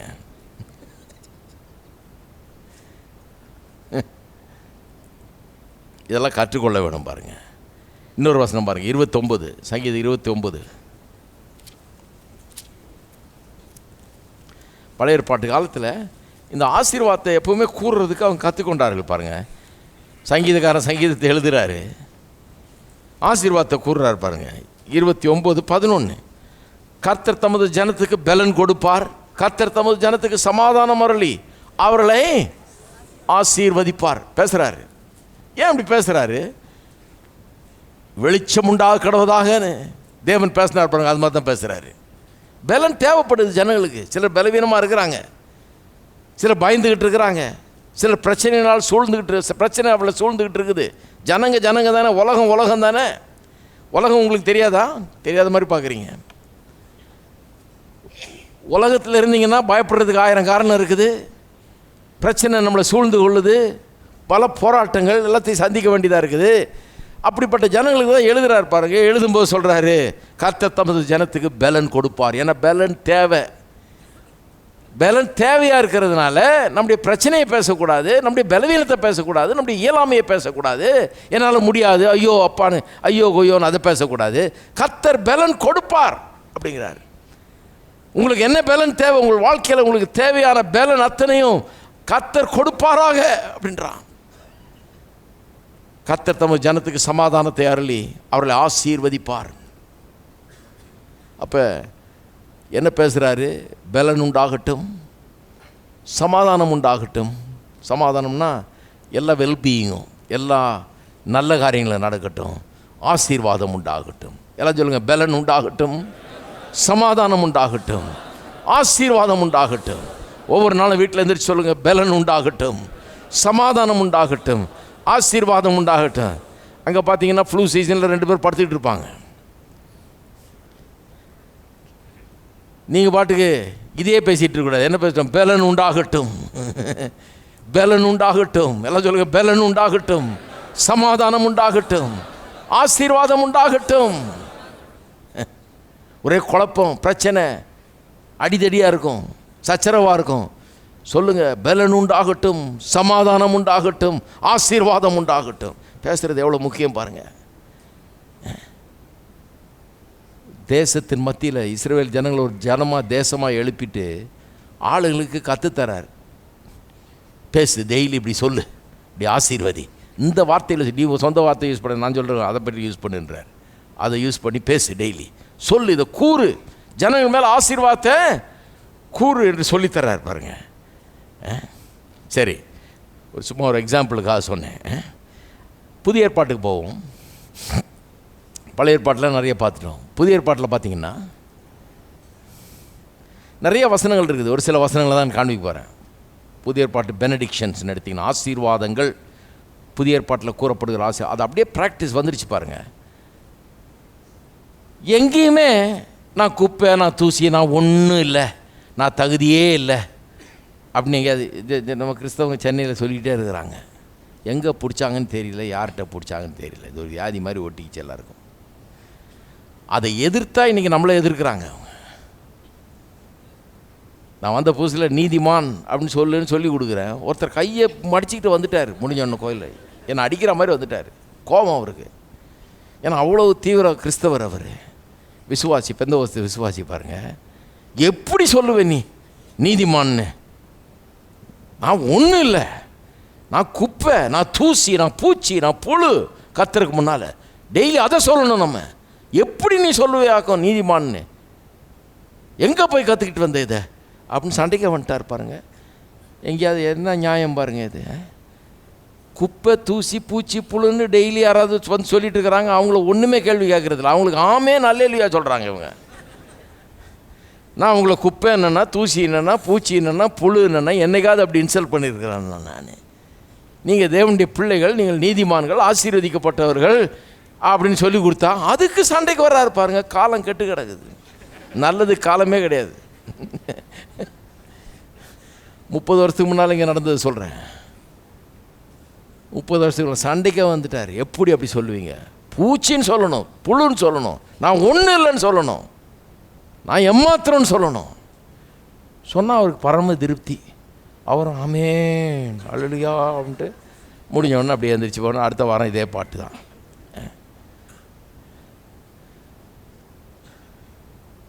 ஒரு இடத்துல கூட கிடையாது அப்படி. புதிய ஏற்பாட்டு முழுக்க பாருங்கள், எங்கேயுமே அப்படி கிடையாது. எல்லா ஆசீர்வாதத்துலேயும் ஒரு கேரக்டரிஸ்டிக் இருக்குது, அதுக்கு ஒரு தன்மை இருக்கிறது. புதிய ஏற்பாட்டில் ஆசீர்வாதம் கூறும்போதெல்லாம் பார்த்தீங்கன்னா அது ஒரு தன்மை இருக்குது. என்ன தன்மை? எல்லா ஆசீர்வாதம் கூறப்படுகிற அத்தனை ஆசீர்வாதங்களும் கிறிஸ்து இயேசு நமக்காக கல்வாரி சிலுவையில் என்ன செய்து முடித்திருக்கிறார், நமக்கு என்ன சொந்தம், நம்மால் என்ன முடியும், மீட்பு நமக்கு எதை தந்திருக்கிறது, நமக்கு எது சொந்தம், நம்மால் என்ன முடியும், அதை அறிக்கை செய்வது தான் புதிய ஏற்பாட்டு அறிக்கையாக இருக்கிறது. அல்லது புதிய ஏற்பாட்டு ஆசீர்வாதங்களை கூறுறதை பார்த்தீங்கன்னா எல்லாம் அதன் அடிப்படையில் தான் இருக்குது. மீட்பின் ஈவுகள் நமக்கு கொடுக்கப்பட்டிருக்கிற, மீட்பின் மூலமாக கொடுக்கப்பட்டிருக்கிற அத்தனை காரியங்களும் சொல்லி ஆசீர்வதிக்கிறார்கள் மறுபடியும். ஏன் இதை சொல்ல மீட்பின் மூலமாக நமக்கு கொடுக்கப்பட்டிருக்கிற அத்தனை நம்முடைய வாழ்க்கையில் உண்டாக முடியும். இருளின் மத்தியில் தேவன் வெளிச்சம் உண்டாகணும்னு சொன்னது மாதிரி சொல்லுன்றாரு, கிருபை உண்டாவதாக அப்படின்னு சொல்லுன்றாரு. சில வசனங்களை வாசித்து காண்பிக்கிறேன் பாருங்கள். ரோமருக்கு எழுதின நிருபம், கடகன்னு சில வசனங்களை வாசிப்போம். ரோமருக்கு எழுதின நிருபம் 15ஆம் அதிகாரம் பாருங்கள், எங்கேருந்து வருதுன்னு பாருங்கள். இந்த கன்ஃபெஷன், பாசிட்டிவ் கன்ஃபெஷன்றது எதுலேருந்து ஒரிஜினேட் ஆகுறதுன்றதை கவனிக்கணும். உலகங்களை தேவன் வடிவமைத்தார் வார்த்தையினால். நாமும் நம்முடைய வார்த்தையினால் நம்முடைய உலகத்தை, வாழ்க்கையை வடிவமைக்கிறோம். எப்படி இருக்கணும் வாழ்க்கை, நம்ம குடும்பம் எப்படி இருக்கணும், நம்ம கையின் பிரயாசம் எப்படி இருக்கணும், நம்முடைய பிள்ளைகள் எப்படி இருக்கணும், நம்முடைய எதிர்காலம் எப்படி இருக்கணும், நம்முடைய வாயின் வார்த்தைகளால் வடிவமைக்கும்படியாக தான் இந்த பாசிட்டிவ் கன்ஃபெஷன் ரொம்ப முக்கியம். 15ஆம் அதிகாரம் 13ஆம் வசனத்தை பாருங்கள். 15-13 இங்கே ஒரு ஆசீர்வாதத்தை கூறுறாரு. பரிசுத்தாவியின் பலத்தினாலே உங்களுக்கு நம்பிக்கை பெருகும்படிக்கு நம்பிக்கையின் தேவன் விசுவாசத்தினால் உண்டாகும் எல்லாவித சந்தோஷத்தினாலும் சமாதானத்தினாலும் உங்களை நிரப்புவாராக. நிறைய பேர் என்ன சொல்கிறாங்க, என்ன இருக்குதோ அதுதானே சொல்லணும், இல்லாத சொல்லக்கூடாது. ஏன் சொல்கிறாரு? சந்தோஷம், சமாதானம், நம்பிக்கை, எல்லாத்தினாலும் நம்பிக்கையின் தேவன் உங்களை நிரப்புவாராக. இதையெல்லாம் தர்றது யார்? இயேசு கிறிஸ்து கல்வாரி சிலுவையின் மூலமாக இதெல்லாம் நம்முடையது ஆக்கிட்டு வந்திருக்கிறாரு, ஆக்கி முடிச்சிருக்கிறாரு. பரிசுத்தாவியானவர் இன்றைக்கு அதையெல்லாம் நமக்கு பெற்றுக்கொள்ள உதவுகிறார். அதை நமக்கு மினிஸ்டர் பண்ணுகிறார். அதை நமக்கு கொண்டு வந்து கொடுக்கிறவர், அதை நம்முடையதாக்குகிறவர் பரிசுத்தாவியானவர். அதை பற்றி விளங்க பண்ணி அதை சுதந்தரித்து கொள்ள உதவி செய்கிறவர் பரிசுத்த ஆவியானவர். இப்போ சொல்கிறாரு, பரிசுத்த ஆவியினாலே, அந்த பரிசுத்த ஆவியின் பலத்தினாலே உங்களுக்கு நம்பிக்கை பெருகும்படிக்கு, நம்பிக்கை இந்த விசுவாசத்தினால் உண்டாகும் எல்லாவித சந்தோஷத்தினாலும் சமாதானத்தினாலும் உங்களை நிரப்புவாராக. ஏன் சொல்கிறாரு? சந்தோஷம், சமாதானம், நம்பிக்கை எல்லாம் உண்டாகட்டும்னு தான் சொல்கிறாரு. இன்னும் அதிகமாக உண்டாகட்டும், அது இன்னும் பெருகட்டும், அது நிரம்பட்டும். அது கொஞ்சம் குறைவாக இருந்ததுன்னா இன்னும் நிரம்பட்டும். சந்தோஷம் கொஞ்சம் குறைவாக இருந்தால் இன்னும் நிரம்பட்டும். சமாதானம் குறைவாக இருந்தால் இன்னும் நிரம்பட்டும். நம்பிக்கை குறைவாக இருந்தால் இன்னும் நிரம்பட்டும். நிறைய பேருக்கு ஏன் சந்தோஷம் நிரம்ப மாட்டேங்குதுன்னு நினைக்கிறாங்க. சொன்னால் தானே நிரம்பும். டெய்லி நான் பூச்சி புழு தூசி குப்பைன்னு சொல்லிட்டு இருந்தால் எப்படி சந்தோஷமும் சமாதானமும் நிரம்பும் உள்ளத்தில்? எப்படி அதனால் நிரப்பப்பட முடியும்? நிரப்பப்படுறது கொடுத்தா கூட அது காலி ஆகிடும். ஏன்னா வாய் லீக் ஆகிற டேங்க் மாதிரி இது மூலமாக எல்லாத்தையும் கொடுத்த நல்ல ஆசீர்வாதங்கள் எல்லாம் இழக்க ஆரம்பித்து விடுகிறோம். எப்படி சொல்கிறாரு பாருங்கள். இது பார்த்தீங்கன்னா 5வது 6வது வசனத்தை பாருங்கள். நீங்கள் ஒருமனப்பட்டு நம்முடைய கர்த்தராகிய இயேசு கிறிஸ்துவின் பிதாவாகிய தேவனை ஒரே வாயினால் மகிமைப்படுத்தும்படிக்கு பொறுமையும் ஆறுதலையும் அளிக்கும் தேவன் கிறிஸ்து இயேசுவினுடைய மாதிரியின்படியே நீங்கள் ஏக சிந்தை உள்ளவர்களாக இருக்கும்படிக்கு உங்களுக்கு அனுகிரகம் செய்வாராக. இதெல்லாம் ஆசீர்வாதம் கூற கற்றுக்கிட்டார். இவரும் எங்கேருந்து வருது? பழைய ஏற்பாட்டில் அந்த முன்னோர்கள் பண்ணதை அவர் அப்படியே பண்ணுறாரு பாருங்க. ஆசீர்வாதம் கூறுறாரு. இப்போ எல்லாம் கிறிஸ்து இயேசு பிதாவாகிய தேவன் கிறிஸ்து இயேசுவின் மூலமாக நடப்பித்த காரியங்கள் அதன் அடிப்படையில் தான் எல்லாம். அதனால் நமக்கு என்ன இருக்குது? ஆகவே நீங்கள் ஏக சிந்தை உள்ளவர்களாகவும் இருக்கும்படி அனுகிரகம் செய்வாராக என்று சொல்லி அதன் அடிப்படையில் உண்டாகிற ஆசீர்வாதங்களை அப்படியே கூறுகிறார். இன்னொரு வசனத்துக்கு போவோம். 2 கொரிந்தியர் நல்லா கற்றுக்கணும் பாருங்கள். ஆசீர்வாதத்தை கூறுறதுக்கு யாரோ பிரசங்கியார் ஆசீர்வாதம் கூறுவார்னு காத்துட்டு இருக்காதீங்க. பிரசங்கியார் கூற வேண்டிய அவசியம் இல்லை. அது பழைய ஏற்பாடு. ஆரோனுடைய ஆசீர்வாதம்னு ஆரோனுக்கு கற்றுக் கொடுத்தாங்க. ஆரோன் டெய்லி சொல்லுப்பாதேன்னு ஜனங்க மேலே சொல்லு. அவன் தேசத்தின் மேலே ஆசீர்வாதத்தை கூறினான். ஜனங்கள்லாம் நின்னாங்க. அவ்வளோதான். இவன் கூறினான். இன்றைக்கி நீங்களும் நானும் ஆசாரியர்களாக இருக்கிறோம். எல்லோரும் ஆசாரியர்களாக இருக்கிறோம். உங்கள் வீட்டில் நீங்கள் தான் பாஸ்டர். ஹலோ, டெய்லி அதை ஞாபகம் வச்சுருங்க.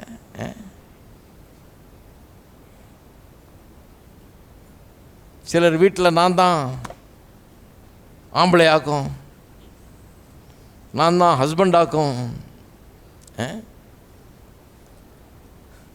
ஒருத்தர் கேட்குறாரு, ஹஸ்பண்ட் ஒய்ஃப் 2 பேர் இருக்கிறாங்க. ஒருத்தர் கேட்குறாரு, இதில் யார் ஹஸ்பண்டுன்றாரு? உங்கள் வீட்டில் யார் ஹஸ்பண்டுன்னு. அதனால் ஜனங்க அவங்களுக்குள்ள ஒரு இன்செக்யூர். நான் தான் இங்கே ஹஸ்பண்ட் ஆக்கும், நான் தான் பேண்ட்டு மாட்டின்னு இருக்கிறவனாக்கும் இங்கே இப்படிலாம் சொல்கிறாங்க. பேண்ட்டு மாட்டிகிட்டு இருக்கிறது சரி, வெறும் பேண்ட்டை மாட்டி என்ன ஆக போகுது? பெரிய பேண்ட்டை மாட்டுறதுனால பெரிய ஆசீர்வாதம் ஒன்றும் வந்துடாது. எவ்வளோ பேர் பேண்ட்டை மாட்டி சுத்த யூஸ்லெஸ்ஸாக இருக்குது. பேண்ட்டுனால எந்த பிரயோஜனமும் கிடையாது. அதை பேண்ட்டு மாட்டுறதை பற்றி அவ்வளோ பெருமை. நான் தான் இந்த வீட்டில் பேண்ட் மாட்டியிருக்கவனாக்கும் அப்படின்னு கிடையாது. நான் தான் இந்த வார்த்தையில் வீட்டில் ஆசீர்வாதத்தை கூறுகிறவனாக்கும், ஆசீர்வாதத்தை உண்டாக்குறவனாக்கும், ஆசீர்வாதத்தை சொல்லுகிறவனாக்கும். நான் சொல்கிறபடி தான் என் வீட்டில் ஆகும்.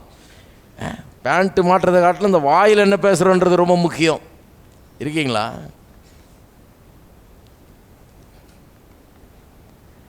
ரெண்டு Corinthians 13ஆம் அதிகாரம் 14ஆம் வசனம். கர்த்தராகிய இயேசு கிறிஸ்துவின் கிருபையும் தேவனுடைய அன்பும் பரிசுத்த ஆவியானவருடைய ஐக்கியமும் உங்கள் அனைவரோடும் கூட இருப்பதாக. நம்ம அடிக்கடி அந்த ஆசீர்வாதத்தை இங்கே கூறுறோம் இல்லையா? இயேசு கிறிஸ்துவின் கிருபை, தேவனுடைய அன்பு, பரிசுத்த ஆவியானவருடைய ஐக்கியம். பாருங்கள், எல்லாம் இயேசு கிறிஸ்து என்ன செய்திருக்கிறார்ன்றதன் அடிப்படையில் தான் வருது. இயேசு கிறிஸ்து நமக்கு எல்லாவற்றையும் கொடுத்திருக்கிறார். தேவனுடைய ஆசீர்வாதங்களால் இயேசு கிறிஸ்துவின் மூலமாக நம்முடையதாக இருக்கிறது.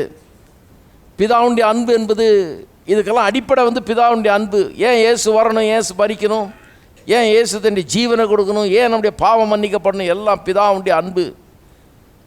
பரிசுத்த ஆவியானவருடைய ஐக்கியம் என்ன சொல்கிறது? என்ன?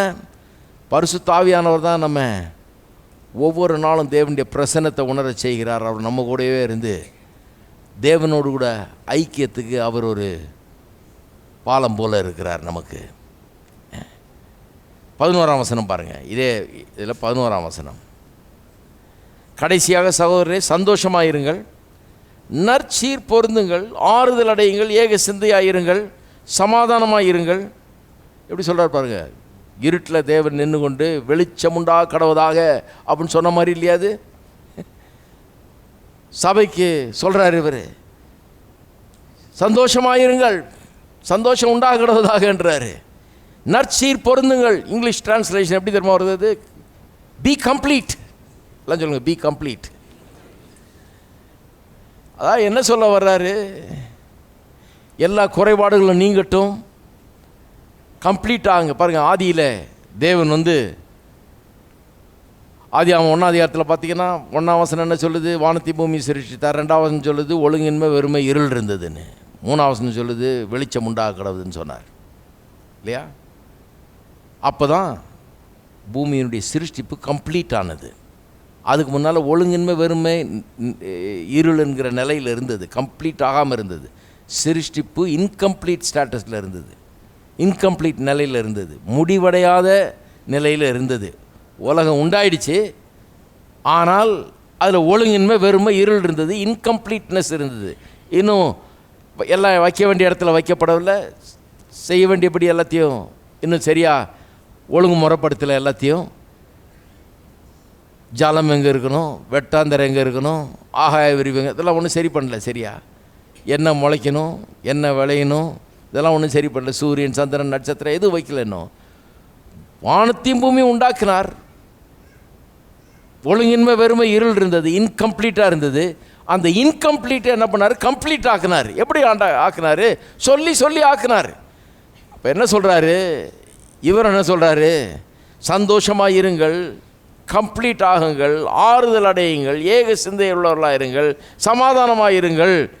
அப்பொழுது அன்புக்கும் சமாதானத்துக்கு காரணமாகிய தேவன் உங்களோட கூட இருப்பார். என்ன பண்ணுறாரு? ரட்சிக்கப்பட்டாங்கங்க, கம்ப்ளீட் ஆகணும். ரட்சிக்கப்பட்டாங்க, இன்னும் நிறைய காரியங்கள் அவர்களுக்குள்ளே நடக்க வேண்டியது இருக்குது. அவங்க எல்லாத்தையும் பெற்று அனுபவிக்கணும், சுதந்திரித்து கொள்ள வேண்டும். எல்லா ஆசீர்வாதங்களையும் தங்களுக்கு சொந்தமாக்கி கொள்ளி அதில் ஜீவிக்க வேண்டும். அதுக்காக என்ன சொல்கிறாரு? பேசுகிறார். எபேசியர் 3ஆம் அதிகாரத்துக்கு திருப்புங்க. ஆசீர்வாதங்கள்லாம் பாருங்கள், எல்லாம் இயேசு கிறிஸ்து என்ன செய்து முடித்தார்ன்றதன் அடிப்படையில் இருக்குது. எபேசியர் 3ஆம் அதிகாரம் 20ஆம் வசனம். 3, 20, 21.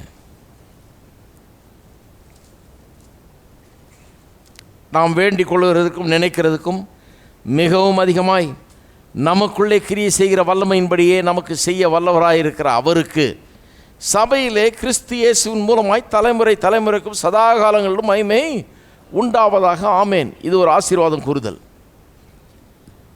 எப்படி புது புது வார்த்தைகளை பயன்படுத்துகிறார் பாருங்க. என்ன சொல்கிறாரு? வேண்டிக் கொள்றதுக்கும் நினைக்கிறதுக்கும் மிக அதிகமாய் நமக்குள்ளே கிரியை செய்கிற வல்லமைன்னு இருக்கான். அந்த வல்லமையின்படியே நமக்கு செய்ய வல்லவராய் இருக்கிற அவருக்கு சபையிலே கிறிஸ்து இயேசுவின் மூலமாய் தலைமுறை தலைமுறைக்கும் சதா காலங்களும் மகிமை உண்டாவதாக. அப்போ சபையை பற்றி என்ன சொல்கிறாரு? சபை நாம் நினைக்கிறதுக்கும் கேட்கிறதுக்கும் மிக அதிகமாய் செய்கிற ஒரு தேவன் இருக்கிறார், நமக்குள்ளே இருந்து கொண்டு காரியங்களை நடப்பிக்கிறவர் இருக்கிறார். அது நடக்கும்போது, நாம் நினைக்கிறதுக்கும் கேட்கிறதுக்கும் மிகவும் அதிகமாக நடக்கும்போது, எல்லாம் நாம் நினைக்கிறது கேட்கிறது எதிர்பார்க்கிறது எல்லாத்துக்கும் மேலே அதிகமாக நடக்கும்போது, சபையிலே உங்கள் மூலமாக, சபையான கட்டடம் இல்லை, பில்டிங் இல்லை, செங்கலும் மண்ணு கிடையாது, கட்டடன்றது நீங்களும் நானும்.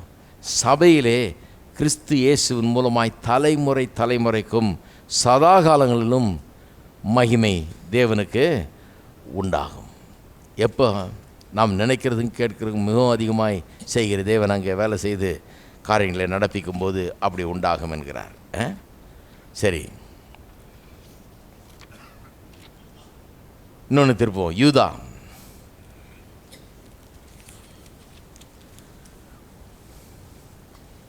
ஒரு அதிகாரம் தான் இருக்குது. அதில் 24, 25 வசனங்கள். வலுவாதபடி உங்களை காக்கும். இந்த ஆசீர்வாதம் நிறைய இடத்துல யூஸ் பண்ணுவாங்க. இன்றைக்கும் புதிய ஏற்பாட்டு சபைகளில் இதை சொல்லி ஆசீர்வாதம் கூறுகிறவர்கள் நிறைய உண்டு. சபைகளில் ஆசீர்வாதம் கூறும்போது சொல்லுவாங்க. எப்படி சொல்கிறாங்க பாருங்கள். வலுவாதபடி உங்களை காக்கவும், தமது மகிமையுள்ள சன்னிதானத்தில் மிகுந்த மகிழ்ச்சியோடு உங்களை மாசற்றவர்களாய் நிறுத்தவும் வல்லமை உள்ளவரும் தாம் ஒருவரே ஞானமுள்ளவருமாகிய நம்முடைய இரட்சகரான தேவனுக்கு கனமும் மகிமையும் மகத்துவமும் வல்லமையும் அதிகாரமும் இப்பொழுதும் எப்பொழுதும் உண்டாவதாக. இங்கே 2 காரியங்கள் சொல்லப்பட்டிருக்குது. ஒன்று, வலுவாமல் காக்கிறவர், தேவனுடைய சமூகத்தில் நம்மை மாசற்றவராய் நிறுத்தக்கூடியவர். 2 காரியங்களை தேவன் பல செய்கிறதுக்கு வல்லவராக இருக்கிறாராம். 2 காரியங்களை செய்கிறதுக்கு ஹீ இஸ் ஏபிள், வல்லவராக இருக்கிறார். ஒன்று, வலுவாமல் காக்கிறதுக்குன்னா விழுந்து போகாமல், பாவத்தில் விழுந்து போகாமல், கெட்டு போகாமல் நம்ம காப்பதுக்கு வல்லவர் அவர். தேவனுக்கு முன்பாக மாசற்றவர்களாய் நம்மை நிறுத்த வல்லவர். என்ன சொல்கிறாங்க? நீ போவியா? ஏசு வந்தால் இன்றைக்கி போவியா போவியா போவியா போவியான்னு சொல்லி போக மாட்டோன்ற பயம் உண்டாயிடுச்சு எல்லாருக்கும். அந்த காலத்தில் எங்களுக்கு சொன்னாங்க பாருங்கள், நான் நிச்சயமாக முடிவு பண்ணுறேன், வந்தாருன்னா போச்சு, நம்ம கதி அவ்வளோதான், டேக் ஆஃப் ஆக முடியாது நம்ம அப்படின்னு. எனக்கு ஏதாவது ஒரு குறைக்கிற எதையாவது ஒன்று தான் ஃபோக்கஸ் பண்ண வேண்டியதாக இருக்குது. பார்க்கும்போது நம்மக்கிட்ட குறை இருக்கிறது தெரியுது. இதையே தான் ஃபோக்கஸ் பண்ணிட்டு, நெகட்டிவ் ஃபோக்கஸ் தான் பாருங்கள். ஆனால் இங்கே என்ன சொல்கிறார் பாருங்கள், வேதத்தில் அப்படிலாம் ஒன்றுமே கிடையாது. புதிய ஏற்பாட்டில் அந்த மாதிரிலாம் கிடையாது. நீ போவியா, நீ பரப்பியா, அப்படிலாம் ஒன்றுமே கிடையாது. க்ளீனாக சொல்லியிருக்குது. வலுவாதபடி உன்னை காக்க வல்லவர் ஒருத்தர் இருக்கார். நான் சில நேரத்தில் குறை உள்ளவனாக இருக்கலாம், நான் தவறு செய்திடலாம். ஒரு நேரத்தில் நான் கொஞ்சம் குறை உள்ளவனாக இருக்கலாம். நான் அவரை பிடிச்சிட்டு இருக்கிறத காட்டலாம், அவர் என்ன கெட்டியாக பிடிச்சிட்டு இருக்கிறார். எல்லாம் என் பிடியில் இல்லை, அவர் பிடியில் இருக்குது. என் பிடியில் இருந்தால் போச்சு, விட்டேன்னா க்ளோஸ். அவர் பிடி விடவே முடியாது இல்லையா? அவர் பிடி விட, அவர் கரம் பிடித்தவர் விடுவதே கிடையாது.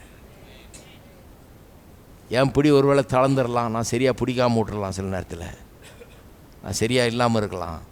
ஆனால் அவர் என்னை பிடிச்சிருக்கிறார், அவருடைய கிருபை. அதனால தான் பாருங்கள், தவறாக போகும்போது கூட கர்த்தர் இரக்கமுள்ளவராக இருக்கிறார். எத்தனை பேர் சொல்கிறீங்க? எவ்வளோ பேர் நம்ம தவறாக போயிருக்கிறோம், கர்த்தரை விட்டு தூரமாக போயிருக்கிறோம், விலகி போயிருக்கிறோம். சில நேரத்தில் கர்த்தருடைய காரியங்களை சரியாக செய்யாமல் தூரமாக போயிட்டோம். கர்த்தருக்கு தான் கர்த்தரையே விட்டு கொஞ்சம் விலகியெல்லாம் இருந்திருக்கிறோம் இல்லையா? பலவித காரணங்களால் கொஞ்சம் பின்மாறி போய் அப்படிலாம் இருக்கிறவங்களாம் இருக்கிறாங்க. ஆனால் கர்த்தர் என்ன பண்ணுறாரு? பிடிச்சவர், அவ்வளோ இரக்கமுள்ளவர், நம்மளை மறுபடியும் பின்பற்றி வர்றாரு. மறுபடியும் நம்மளை திரும்ப இழுக்கிறாரு, கொண்டு வர்றாரு, வழியை உண்டாக்குறாரு. எத்தனை பேர் சொல்கிறீங்க? எத்தனையோ முறை தவறி போயிருக்கலாம், விழுந்து போயிருக்கலாம், தூரமாக போயிருக்கலாம், கர்த்தரை விட்டே தூரமாக போயிருக்கலாம். ஆனால் கர்த்தர் காப்பாற்றி கொண்டு வந்திருக்கார். இந்த உலகத்தில் எத்தனை சோதனைகள், எத்தனை பிரச்சனைகள், நம்மளை இழுக்கக்கூடிய கவரக்கூடிய அத்தனை காரியங்கள் இருக்குது. மனுஷர்கள் தானே, நம்ம சுலபமாக அது பின்னால் போயிடலாம். கர்த்தரே வேணாம், இந்த வாழ்க்கையே வேணாம், அந்த சந்தோஷம், உலக சந்தோஷங்களை அனுபவிக்கலான்ற அந்த ஒரு இதில் போகிறதுக்கு ரொம்ப நேரம் ஆகாது பாருங்கள். ஆனால் கர்த்தர் கிருபை உள்ளவர், இரக்கம் உள்ளவர். அவர் நம்மளை பிடிச்சிருக்கிறதுனால தான் பாருங்கள், எப்படியோ அந்த வசனங்கள்லாம் உள்ளே வேலை செய்து, எப்படியோ கர்த்தர் உள்ளே வேலை செய்கிறாரு. எல்லா தீங்குக்கு விலக்கி காத்து வலுவாதபடி நம்மை காக்கிறவராய் அவர் இருக்கிறார் இல்லையா? காக்க வல்லவர், நம்ம தேவனுக்கு முன்பாக நிறுத்த வல்லவர். நான் ஒரு நாள் கர்த்தருக்கு முன்னால் நிற்க போகிறேன். நிற்கும்போது எப்படி நிற்பனோன்னு பயந்துக்கிட்டல, எனக்கு ஒரே நம்பிக்கை, அவர் வல்லவர். என்னை மாசற்றவனாக நிறுத்த அவர் வல்லவர்.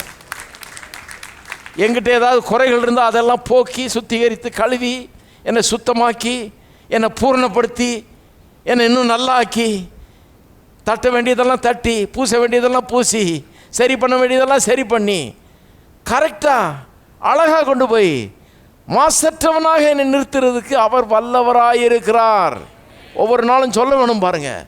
ஆவிக்குரிய ஜீவித்தில் இது ரொம்ப முக்கியம். போவேனா போக மாட்டேதான்னு பேசிகிட்டு இருக்கக்கூடாது. இன்னைக்கு கர்த்தர் வந்தால் போவியா நீ? ஏற்கனவே அவன் பயந்துட்டு இருக்கிறான். இன்னும் கொஞ்சம் பயமுறுத்துறது. கர்த்தர் கரம் பிடிச்சிருக்கிறார். நான் சொல்கிறேன் உங்களை, கர்த்தர் உங்களை கரம் பிடிச்சிருக்கிறார். இரக்கமுள்ளவர் அவர். உங்களை வழி நடத்துவார், காப்பார், மாசற்றவர்களாக நிறுத்துவார். இந்த நம்பிக்கை உள்ளத்தில் வளருங்க. எப்படி வளர்க்க முடியும்? இதை பேச வேண்டும், சொல்ல வேண்டும். இது ஆசீர்வாதமாக கூறுறாங்க ஒவ்வொரு நாளும். பாருங்கள், எபிரேயர் 13ஆம் அதிகாரம்.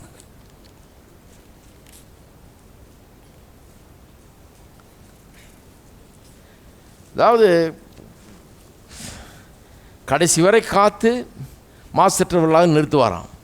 Successful completion of every thing.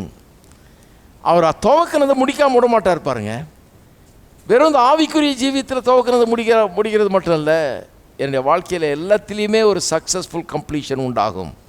எதை எடுத்தாலும். ஏன்னா துவக்கிறவரும் அவர், முடிக்கிறவரும் அவர். என்னை பிறக்க செய்தவர் அவர். எனக்குள்ளே இப்படி ஊழியத்தை குறித்த ஒரு வாஞ்சையும் ஆசையும் வச்சு என்னை வழி நடத்தி இதுக்கு என்னை ஆயத்தப்படுத்தி இங்கே வச்சவரும் அவர். இந்த ஊழியம் நடக்குதுன்னா அவர் உண்டாக்குன ஒரு காரியம் எனக்குள்ள. இது நிறைவேறுமா?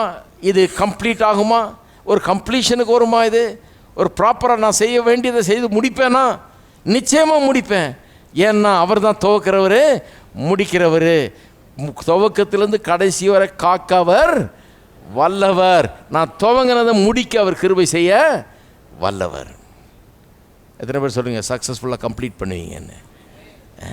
Successful completion is possible.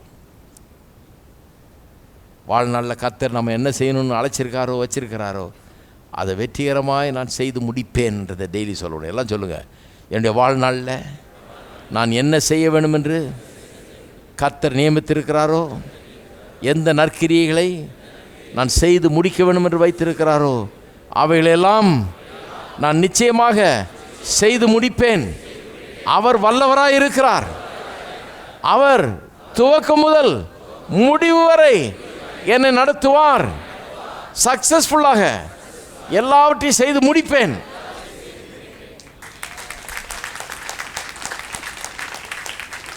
சொல்லணும், டெய்லி கொஞ்சம் சொல்லணும். சக்ஸஸ்ஃபுல்லாக செஞ்சு முடிப்பேன். இந்த வாழ்க்கையை அப்படியே அரையும் குறையுமா பண்ண போகிறதில்ல. சக்ஸஸ்ஃபுல்லாக செய்து முடிப்பேன். எதுக்காக கர்த்தர் என்னை வச்சிருக்கிறாரோ, எழுப்பி இருக்கிறாரோ, செய்கிறாரோ அதை நான் செய்து முடிப்பேன். அதுக்கு தேவனுடைய கிருபை போதுமானதாக இருக்கிறது. அவருடைய வல்லமை போதுமானதாக இருக்கிறது. அவர் போதுமானவராக இருக்கிறார். அவர் வல்லவராக இருக்கிறனால நான் முடிப்பேன். என்னை பலப்படுத்துகிற கிறிஸ்துவினால எல்லாவற்றையும் எனக்கு செய்ய எனக்கு பலன் உண்டு. 13ஆம் அதிகாரம் 20-21. நித்திய உடன்படிக்கையின் ரத்தத்தினாலே, இப்போ கவனிங்க, நித்திய உடன்படிக்கையின் ரத்தத்தினாலே ஆடுகளுடைய பெரிய மெய்ப்பரான நம்முடைய கர்த்தராகிய இயேசுவை மரித்தோரிலிருந்து ஏறி பண்ணின சமாதானத்தின் தேவன் இயேசு கிறிஸ்துவை கொண்டு தமக்கு முன்பாக பிரியமானதை உங்களில் நடப்பித்து நீங்கள் தம்முடைய சித்தத்தின்படி செய்ய உங்களை சகலவித நற்கிரியிலும் சீர்பொருந்தினவர்களாக்குவாராக.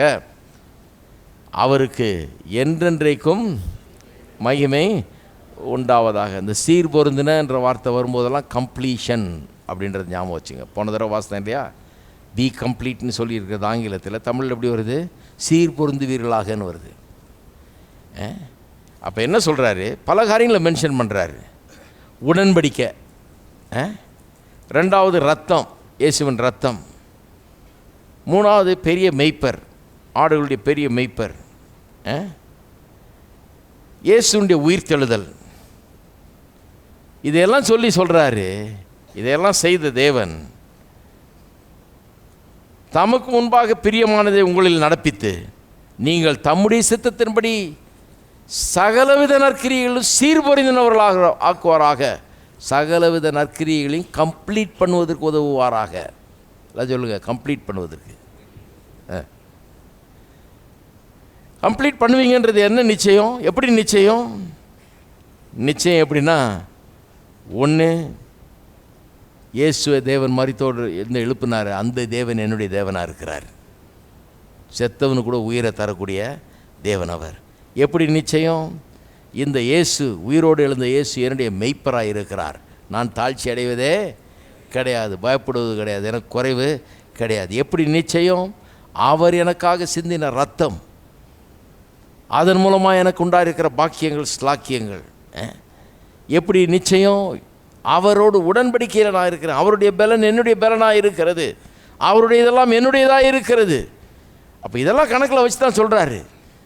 நித்திய உடன்படிக்கை, ரத்தம், அவரே மெய்ப்பர், இயேசு கிறிஸ்துவ மரித்தோலிருந்து எழுப்பின தேவன், நம்முடைய தேவன். அவர் தான் என்ன பண்ண போகிறாராம்? சகலவித நற்கிரிகளிலும் சீர்பொருந்தினவர்களாகும் பொருட்டு அவர் நமக்குள்ளே கிரியை செய்கிறார் என்று சொல்லுகிறார். அப்போ என்ன மாதிரி ஆசீர்வாதம் பாருங்கள். ஒவ்வொரு நாளும் இதை சொல்கிறார். ஒவ்வொரு நாளும் எதை சொல்கிறார்? இந்த உடன்படிக்கை, இந்த ரத்தம், இயேசுடைய உயிர்த்தெழுதல், அவர் என்னுடைய மெய்ப்பன். எத்தனை பேர் இதெல்லாம் சொல்கிறீங்க ஒரு ஒரு நாளும்?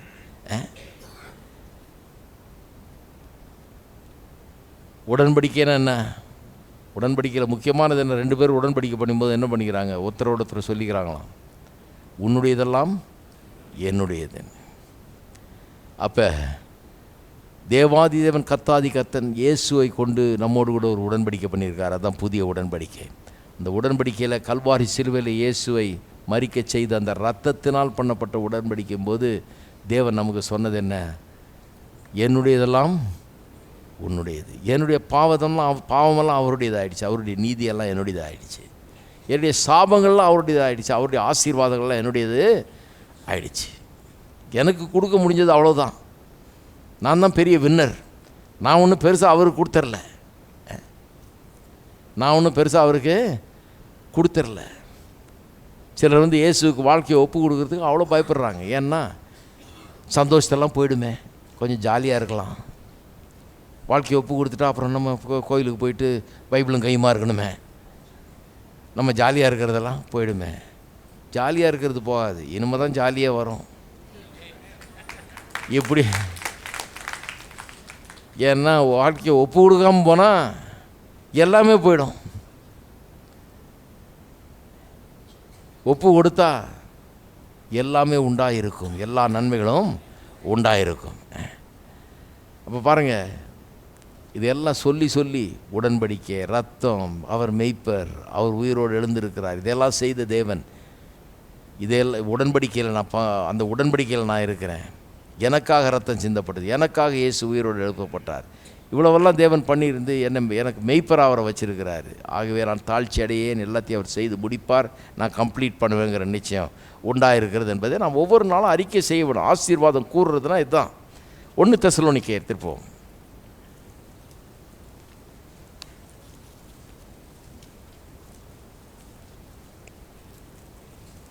1 தெசலோனிக்கேயர் 3ஆம் அதிகாரம்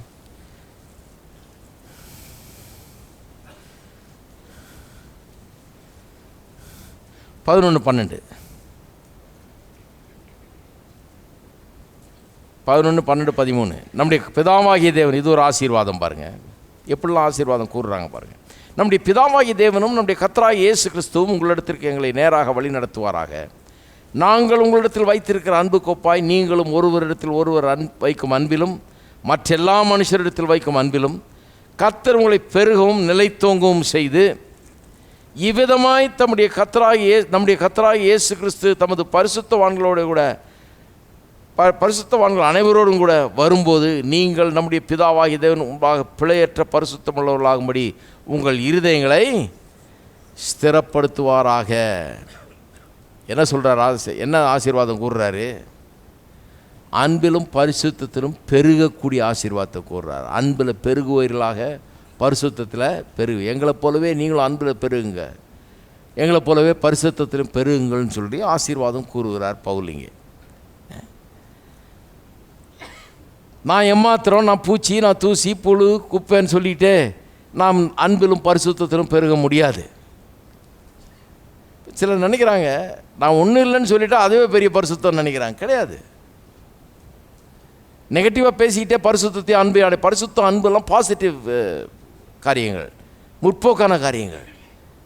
நெகட்டிவாக பேசி பாசிட்டிவ் பலன்களை அடைய முடியாது. அன்பிலும் பரிசுத்தத்தில் பெருகுவீர்களாகன்னு சொல்லி சொல்கிறாரு பாருங்க. சபையை பார்த்து சொல்கிறாரு, கிறிஸ்தவர்களை பார்த்து சொல்கிறாரு, அன்பில் பெருகுவீர்களாக, பரிசுத்தத்தில் பெருகுவீர்களாகங்கிறாரு. ரொம்ப முக்கியம் பாருங்கள். நீங்கள் உங்களை குறித்தும் மற்றவர்களை குறித்தும் இதை பேச வேண்டும். ஏன்னா பேசும்போது என்ன பண்ணுறீங்க? வடிவமைக்கிறீர்கள். அவர்கள் எப்படி இருக்க வேண்டும், சபை எப்படி இருக்க வேணும், விசுவாசிகள் எப்படி இருக்க வேணும், நான் எப்படி இருக்க வேணும், என் குடும்பம் எப்படி இருக்க வேண்டும், என்னுடைய காரியங்கள் எப்படி இருக்க வேண்டும்ங்கிறத வடிவமைக்கிறோம். அன்பிலும் பரிசுத்தத்திலும் பெருகுவீர்களாகன்னு சொல்லி தான் உண்டாக்க முடியும்.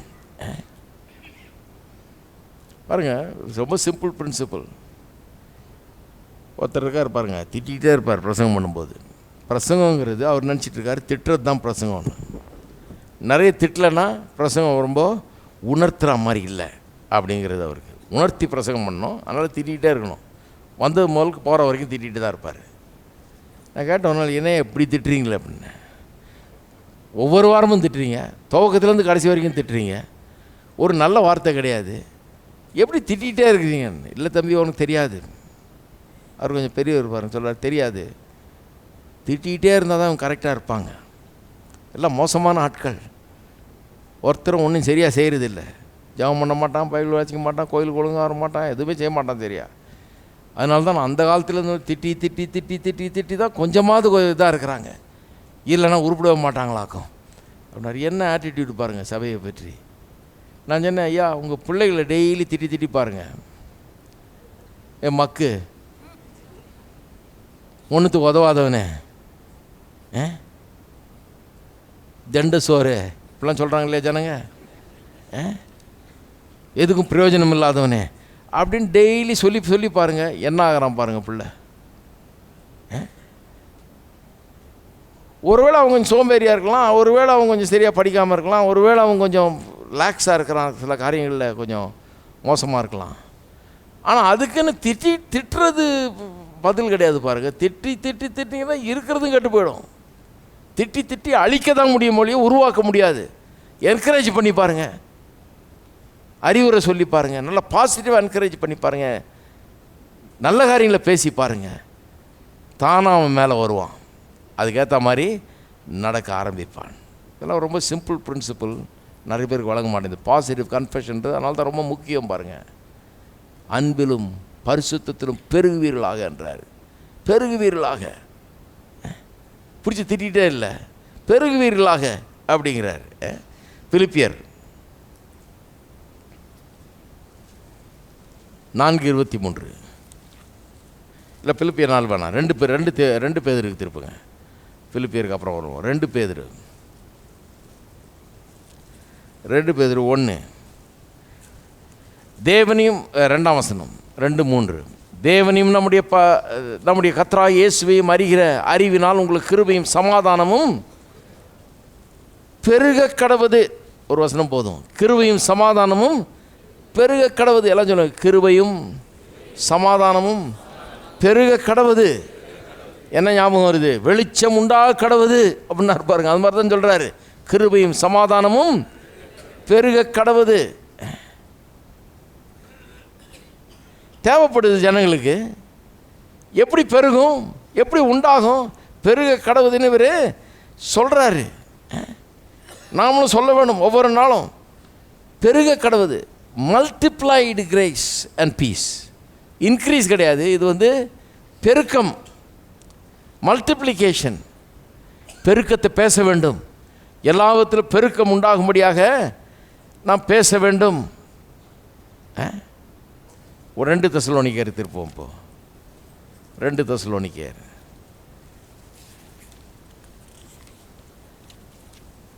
புதிய ஏற்பாட்டில் ஒரு பெரிய வழக்கமாகிடுச்சு இப்படி ஆசீர்வாதம் கூறுறது. 2ஆம் அதிகாரம் 16-17 நம்முடைய கர்த்தராகிய இயேசு கிறிஸ்துவும் நம்மிடத்தில் அன்பு கூர்ந்து நித்திய ஆறுதலையும் நல் நம்பிக்கையும் கிருபையாய் நமக்கு கொடுத்திருக்கிற நம்முடைய பிதாவாகிய தேவனும் உங்கள் இருதயங்களை தேற்றி எல்லா நல் வசனத்திலும் நற்கிரியைகளும் உங்களை ஸ்திரப்படுத்துவாராக. இது ஒரு ஆசீர்வாதம். சபையின் மேலே அப்படி கூறுகிறார் பாருங்க. சபையின் மேலே கூறுகிறார். ஒவ்வொரு பாஸ்டரும் அதை கூற வேண்டும். சபையின் மேலே ஒவ்வொரு தகப்பனும் தன் வீட்டார் மேலே அதை கூற வேண்டும். ஏன்னா வீட்டுக்கு அவர் தானே பாஸ்டர், அவர் தான் கூற வேண்டும். என்ன கூற வேண்டும்? இயேசு கிறிஸ்துவும் நம்மிடத்தில் அன்பு கூர்ந்து நித்திய ஆறுதலின் நல்ல நம்பிக்கையின் கிருபையாக நமக்கு கொடுத்திருக்கிற நம்முடைய பிதாவாகிய தேவனும் உங்கள் இருதயங்களை தேற்றி எல்லா நல் வசனத்திலும் நற்கிரியைகளும் உள்ளே. நல் வசனத்திலும்னா நல்ல பேச்சும் கிரியும் நல்லா இருக்கும்படியாக அதில் உங்களை ஸ்திரப்படுத்துவாராக, எஸ்டாப்ளிஷ் பண்ணுவாராக என்று சொல்லுகிறார். எபேசியர் 6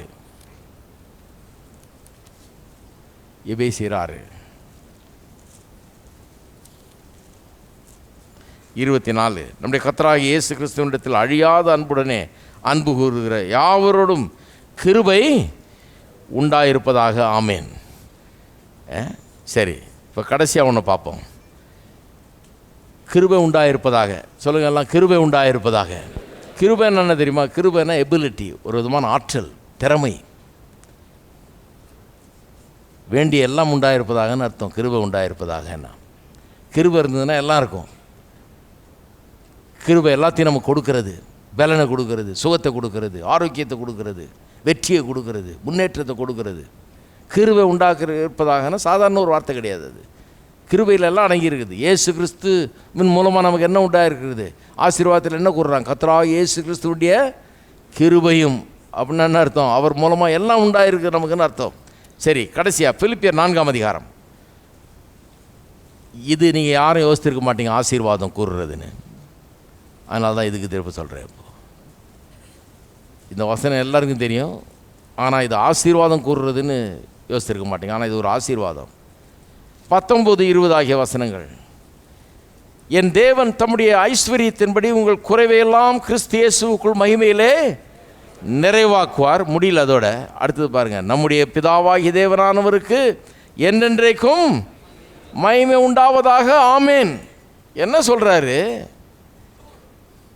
என் தேவன் தம்முடைய ஐஸ்வர்யத்தின்படி உங்கள் குறைகளெல்லாம் நிறைவாக்குவாருங்கிறது ஒரு ஆசீர்வாதம் கூறுறாரு. நம்ப முடியுதா? கோயில் முடிஞ்சவொன்னு கூறுற ஆசீர்வாதம் மாதிரி. என் தேவன் தம்முடைய ஐஸ்வர்யத்தின்படி உங்கள் குறைகளெல்லாம் நிறைவாக்குவாராக. எல்லாம் சொல்லுங்கள். என் தேவன் தம்முடைய ஐஸ்வர்யத்தின்படி உங்களுடைய குறைவுகளெல்லாம் நிறைவாக்குவாராக. வீட்டில் சொல்லுங்கள். என் தேவன் தம்முடைய ஐஸ்வர்யத்தின்படி எனக்கு இருக்கிற எல்லா குறைகளையும் நிறைவாக்குவாராக. இந்த வீட்டின் குறைவுகளெல்லாம் நிறைவாக்குவாராக. சபையின் குறைவுகளெல்லாம் நிறைவாக்குவாராக. சுகத்திலும் பலத்திலும் ஆரோக்கியத்திலும் பணத்திலும் எல்லா ஆசீர்வாதங்களிலும் நிறைவு உண்டாகட்டும். இயேசுவின் நாமத்தினாலே நிறைவாக்குவாராக. குறைகளெல்லாம் நிறைவாகட்டும். ஆசீர்வாதம் கூறுறாருங்க. ஆசீர்வாதம் கூறுறாரு. 2 கொரிந்தியர் திருப்புங்க. அது அப்படியே வச்சுங்க. இதை 2 கொரிந்தியர் திருப்புங்க. 9ஆம் அதிகாரத்தில் ஒரு முக்கியமான வசனம் இருக்குது. 9ஆம் அதிகாரத்தில் கொடுக்கறத பற்றி சொல்கிறார். விசுவாசிகளுக்கு கொடுக்கறத பற்றி சொல்கிறார். 6ஆம் வசனத்திலேருந்து ஆரம்பிக்கிறார். ஆக்சுவலாக எப்படி சொல்கிறாரு? நான் சொல்லுகிறது என்னவெனில், சிறுக விதைக்கிறவன் சிறுக அறுப்பான், பெருக விதைக்கிறவன் காணிக்க கொடுக்கறத பற்றி சொல்கிறார். வாஸ்து பாருங்க, அங்கே சொல்கிறாரு.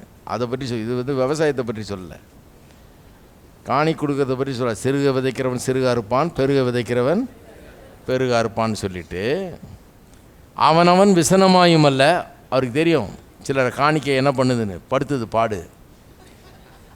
சொல்கிறார், விசனமாய் அல்ல, கட்டாயமாயும் அல்ல. யாராவது கட்டாயமாக கொடுக்க சொல்கிறாங்களா? கிடையாது. அதெல்லாம் கிறிஸ்தவத்தில் கிடையவே. கட்டாயமாக எல்லாம் கொடுத்து ஆகணும்லாம் ஒன்றும் கிடையாது. கட்டாயமாயும் அல்ல, தன் மனதில் நியமித்தபடியே கொடுக்க கடவன். உற்சாகமாய் கொடுக்குறவனத்தில் தேவன் பிரியமாய் இருக்கிறார். கிட்டத்தட்ட என்ன சொல்கிறாருன்னா, வசனமாக இருக்குதா, கட்டாயப்படுத்துகிற மாதிரி இருக்கா, நீயே வச்சுக்கோன்றார். கொடுக்காது. ஏன்னா அதில் ஆசீர்வாதம் ஒன்றும் வரப்போகிறதில்ல. விசனமாக கொடுக்கக்கூடாது, கட்டாயப்படுத்துகிறாங்களேன்னு கொடுக்கக்கூடாது, உற்சாகமாக கொடுக்க வேண்டும். அதில் கர்த்தர் பிரியமாக இருக்கிறார்ன்றார். அப்புறம் சொல்கிறாரு 8ஆம் வசனம், அதுதான் கவனிக்கணும். 8ஆம் வசனம் 10ஆம் வசனம் நல்லா கவனிக்கும். இது கொஞ்சம் வாசிக்கிறேன். மேலும் நீங்கள் எல்லாவற்றிலும் எப்பொழுதும் சம்பூர்ணமுடையவர்களாயும் சகலவித நற்கிரியிலும் பெருகிறவர்களாக இருக்கும்படியாக தேவன் உங்களிடத்தில் சகலவித கிருபையும் பெருகச் செய்ய வல்லவராயிருக்கிறார். கொடுக்குறவங்களுக்கு சொல்கிறாரு, ஏன் சந்தோஷமாக கொடுக்கணும், வசனமாக கொடுக்கக்கூடாது. வசனம் என்ன இருக்குது அதில்? சிலருக்கு என்னென்னா, ஏதோ காசு தங்க கையில் போகுது, கையிலேருந்து போயிடுது அப்படின்ற மாதிரி வசனம். நமக்கு இருந்த காசை கொடுத்துட்டோமேங்கிற மாதிரி வசனம் இருக்குது. சொல்கிறாரு, வசனப்படுறதுக்கு ஒன்றுமே இல்லை, சந்தோஷப்படுறதுக்கு தான் இருக்குது. ஏனென்று சொன்னால், நீங்கள் கொடுக்கும்போது நீங்கள் எல்லாவற்றிலும் எப்பொழுதும் சம்பூர்ணமுடையவர்களாயும் சகலவித நற்கிரிகளிலும் பெருகருளாயும் இருக்கும்படியாக. அதாவது எல்லாவற்றிலும் எப்பொழுதும் சம்பூர்ணம். எல்லாம் சொல்லுங்கள், எல்லாவற்றும் எப்பொழுதும் சம்பூர்ணமுடையவர்கள். எத்தனை பேர் நினைக்கிறீங்க எல்லாத்துலேயும் எப்பொழுதும் நிறையா இருக்கணும்? எல்லாத்துக்கும்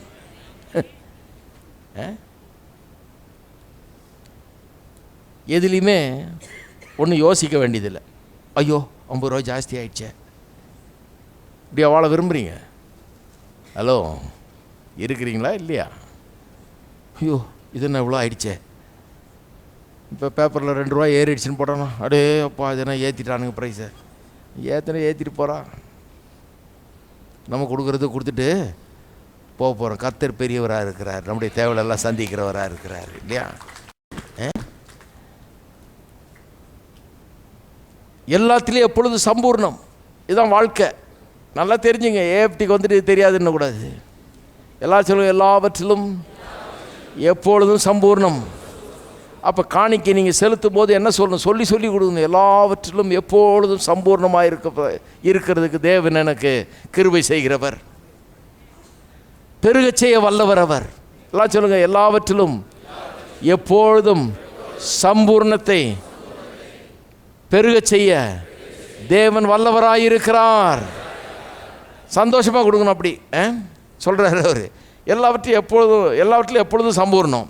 அப்படின்னா எல்லாவற்றிலும்னா ஆவி, ஆத்மா, சரீரம், குடும்பம், பொருளாதாரம் எல்லாவற்றிலும் எப்பொழுதும் சம்பூர்ணம்னா நிறையா இருக்கணும், வேண்டியதுக்கு மேலே இருக்கணும். அது மட்டும் இல்லை, சகலவித நற்கிரிகளும் பெருகிறவளாக இருக்கும்படி. சகலவித நற்கிரின்னா ஒன்று செய்யணும்னு நினைக்கிறோம், அதை செய்ய முடியணும். நான் அந்த காலத்தில் ஆரம்பித்த காலத்தில் சில காரியங்களை நான் எப்போவுமே சிறப்பாக செய்யணும்னு விசுவாசிப்பேன், சிறப்பாக செய்யணும்னு விரும்புவேன். எதை எடுத்தாலும் நல்லதாக வாங்கணும். சபைக்கு ஏதாவது வாங்குகிறோம்னா நல்லதாக செய்யணும், நல்லதாக வாங்கணும், அப்படி தான் யோசிப்பேன் நான். சீப்பாக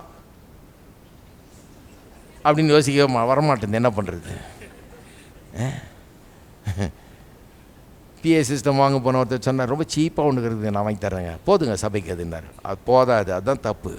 அந்த புத்தியே தப்பு. கடவுளுக்கு அது போதாது. இருக்கிறதுல பெஸ்ட்டு தான் கடவுளுக்கு. அச்சா, சர்ச்சுக்கு ஏன் அந்த மாதிரி வாங்குறீங்க? சர்ச்சுக்கு இது போதுங்க. நீங்கள் என்ன இன்னும் பிரசங்கம் பண்ண போகிறீங்க அவ்வளோதானே? இல்லையா, நாங்கள் பாட்டு பாட போகிறோம், அருமையாக மியூசிக் வாசிக்க போகிறோம்.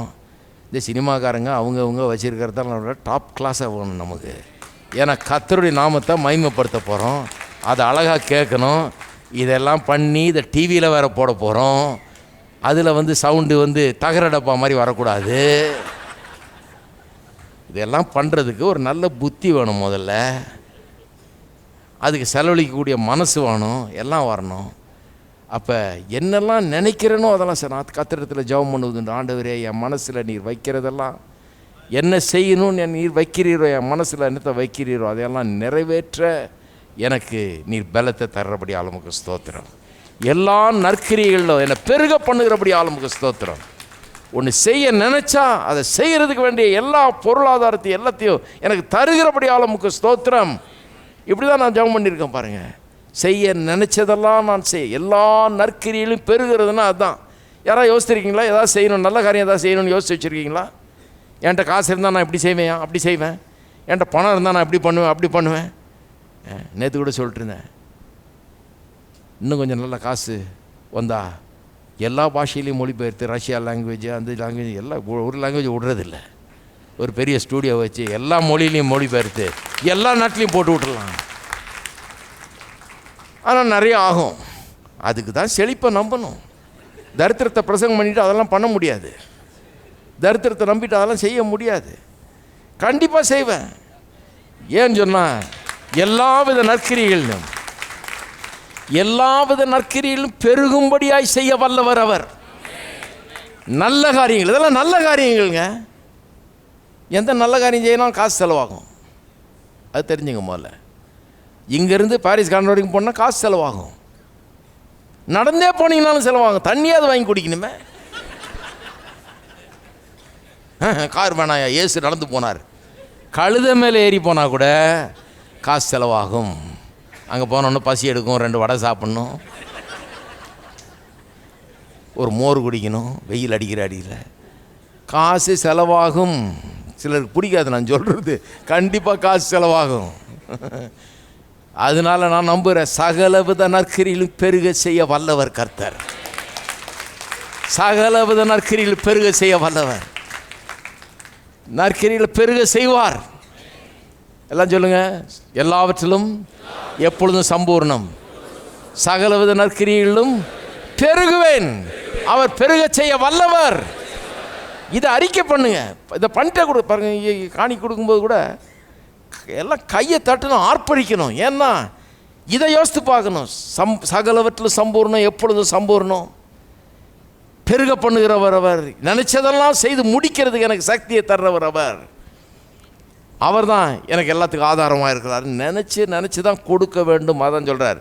அப்புறம் பாருங்கள், வாரி இறைத்தான் ஏழைகளுக்கு கொடுத்தான், அவனுடைய நீதி என்றென்றைக்கும் நிற்கும் என்று எழுதியிருக்கிறபடி ஆகும். 10, விதைக்கிறவனுக்கு விதையும் புசிக்கிறதுக்கு ஆகாரத்தையும் அளிக்கிறவர் உங்களுக்கு விதையை அளித்து அதை பெருக பண்ணி உங்கள் நீதியின் விளைச்சலை என்ன பண்ணுவாராம்? விதையும் புசிக்கிறதுக்கு ஆகாரத்தையும் தருகிறவர் உங்களுக்கு என்னத்தை கொடுப்பாரு? விதையை கொடுப்பாரு. என்ன கொடுப்பாரு? எதை விதைன்றாரு? இவ்வளோ நேரம் என்ன சொல்லிருக்காரு? சிறுக விதைக்கிறவன் சிறுக பணத்தை தான் விதைன்றாரு. உங்களுக்கு விதைக்கிறதுக்கு விதையை கொடுத்து அப்புறம் அதை பெருக பண்ணுறார். நல்லா கவனிச்சிங்களா? விதைன்னா காசு, பணம். விதையை கொடுத்து விதையை பெருக பண்ணுகிறார். ஒரு பெரிய காரியத்தை சொல்ல போகிறேன், நல்லா கேட்டுங்க. போகிறதுக்குள்ள ரொம்ப முக்கியம். போகிறதுலேயே இருக்காதீங்க, போகிறதுக்குள்ளே நல்லா கேட்டு போங்க, உங்களுக்கு ஆசீர்வாதமாக இருக்கும். கர்த்தர் விதையை கொடுத்துருக்கிறார். எல்லாம் சொல்லுங்கள், கர்த்தர் விதையை தருகிறார், பணத்தை தருகிறார், பொருளாதாரத்தை தருகிறார். அது எனக்கு கர்த்தர் கொடுத்த விதை. விதையை மட்டுமல்ல, அந்த விதையை பெருகவும் பண்ணுகிறார், பணத்தை பெருக பண்ணுகிறார், ஐஸ்வர்யத்தை பெருக பண்ணுகிறார், ஆசீர்வாதத்தை பெருக பண்ணுகிறார், பொருளாதாரத்தை பெருக பண்ணுகிறார். பெருகட்டும், என் வீட்டில் அது பெருகட்டும், சபையில் அது பெருகட்டும், என் வாழ்க்கையில் அது பெருகட்டும். விதையும் கொடுக்குறாராம், அதை மல்டிபிள் பெருக வைக்கிறோம் செய்கிறார். ஜனங்க யார் யாரையும் நம்புகிறான் பாருங்கள். ஒரு குண்டான் தர்றேன், ஒரு காயின் தர்றேன், 24% வட்டி தர்றேன்றவனை நம்புகிறாங்க. கர்த்தரை மட்டும் நம்புறதில்லை. ஊரில் எவனு சொல்லிட்டு எல்லாத்துக்கும் காசி வாங்கிட்டு ஓடியே போயிட்டாங்க. அவனை ஒன்றும் ஆக்ஷன் கூட எடுக்க முடியல, அந்த மாதிரி ஆகிடுச்சான். ஓடி போய் என்னமோ பண்ணிவிட்டான் பாருங்கள். எல்லா காசையும் சாப்பிட்டு விட்டான், கோடி கணக்கில் வாங்கி. கர்த்தர் இது வரைக்கும் யாருக்கும் தராமல் இருந்ததில்லை. விதையை தர்றாரு, பெருகவும் பண்ணுகிறார். பணத்தை தர்றாரு, பணத்தை பெருகவும் செய்கிறார். உங்களுடைய கையிலே காசு பெருக வேண்டும், பொருளாதாரம் பெருக வேண்டும், வருமானம் பெருக வேண்டும். விதையை தர்றது மட்டும் இல்லாமல் அதை பெருக பண்ணுகிறவர் அவர். அப்போ சொல்லணும் அந்த ஆசீர்வாதத்தை. பிலிப்பியர் 4:19, என் தேவன் தம்முடைய ஐஸ்வர்யத்தின்படி என்னுடைய குறைவுகளெல்லாம் நிறைவாக்குகிறார். விதையும் தர்றாரு, பெருக்கத்தையும் தர்றாரு. அல்லேலூயா. எல்லாரும் எழுந்து நிற்போம். ஸ்தோத்திரம். எல்லாரும் கரங்களை வைத்து கர்த்தரை ஸ்தோத்திரிப்போம். எங்கள் அன்பின் பிதாவே, உம்மை துதிக்கிறோம், உம்மை ஸ்தோத்திரிக்கிறோம். நல்ல வார்த்தைகளை பேசும்படியாக எங்களுக்கு கற்றுத் தந்திருக்கிறீர். நல் வசனங்கள் எங்களுடைய வாயில் இருக்க வேண்டும் என்பது உம்முடைய சித்தம். உம்மை போல பேச வேண்டும். இருளில் வெளிச்சத்தை உண்டாக்குகிறவர்களாய், ஒழுங்கின்மை போக்குகிறவர்களாய், வெறுமையை நீக்குகிறவர்களாய் நாங்கள் இருக்க வேண்டும் என்பதற்காக தான் நீ எங்களை வைத்திருக்கிறீர். ஒவ்வொரு குடும்பத்திலும் வெறுமை, இருள், குறைவுகள் நீங்கட்டும், ஒழுங்கின்மை நீங்கட்டும். அதற்கேற்ற வார்த்தைகளை பேச ஜனங்கள் கற்றுக்கொள்ளட்டும். கர்த்தாவே, தேவாவியானவர் தாமே இந்த சத்தியத்தை வெளிப்படுத்துவீராக. வாயை திறக்கும் போதெல்லாம் உடைய வார்த்தைகள், ஜீவன் அளிக்கிறவுடைய வார்த்தைகள், ஜீவனை தெரிந்து கொள்கிற நாவுகளாக இருக்கட்டும். அதன் பலனை இவர்கள் புசிக்கட்டும். கர்த்தாவே, அனுபவிக்கட்டும். தங்கள் வாயிலிருந்து வருகிற வார்த்தைகளின் பலனை அனுபவிக்கட்டும். கர்த்தாவே, ஆசீர்வதிப்பீராக, பெருக பண்ணுவீராக. உடைய வார்த்தை சொல்லுகிறபடி எல்லாவற்றிலும் பெருக பண்ணுவீராக. பேலனும் ஜீவனும் ஆரோக்கியம் சுகம் பெருகட்டும். ஒவ்வொரு வாழ்க்கையிலும் ஒவ்வொரு சரீரத்திலும் அது பெருகட்டும். ஒவ்வொருவருடைய பொருளாதாரம் பெருகட்டும். தேவ ஆசீர்வாதங்கள் பொருளாதார ரீதியில் பெருகட்டும். வீட்டில் சமாதானம் பெருகட்டும், சந்தோஷம் பெருகட்டும். தேவ கிருபை இவர்களை பெருக பண்ணட்டும். தேவ ஆசீர்வாதம் பெருக செய்யட்டும். இயேசுவின் நாமத்திலே ஜெபிக்கிறோம். நம்முடைய கர்த்தராகிய இயேசு கிறிஸ்துவின் கிருபையும் பிதாவாகிய தேவனுடைய அன்பும் பரிசுத்த ஆவியானவருடைய ஐக்கியம் நம் அனைவரோடும் இன்றைக்கும் இருப்பதாக. ஆமென்.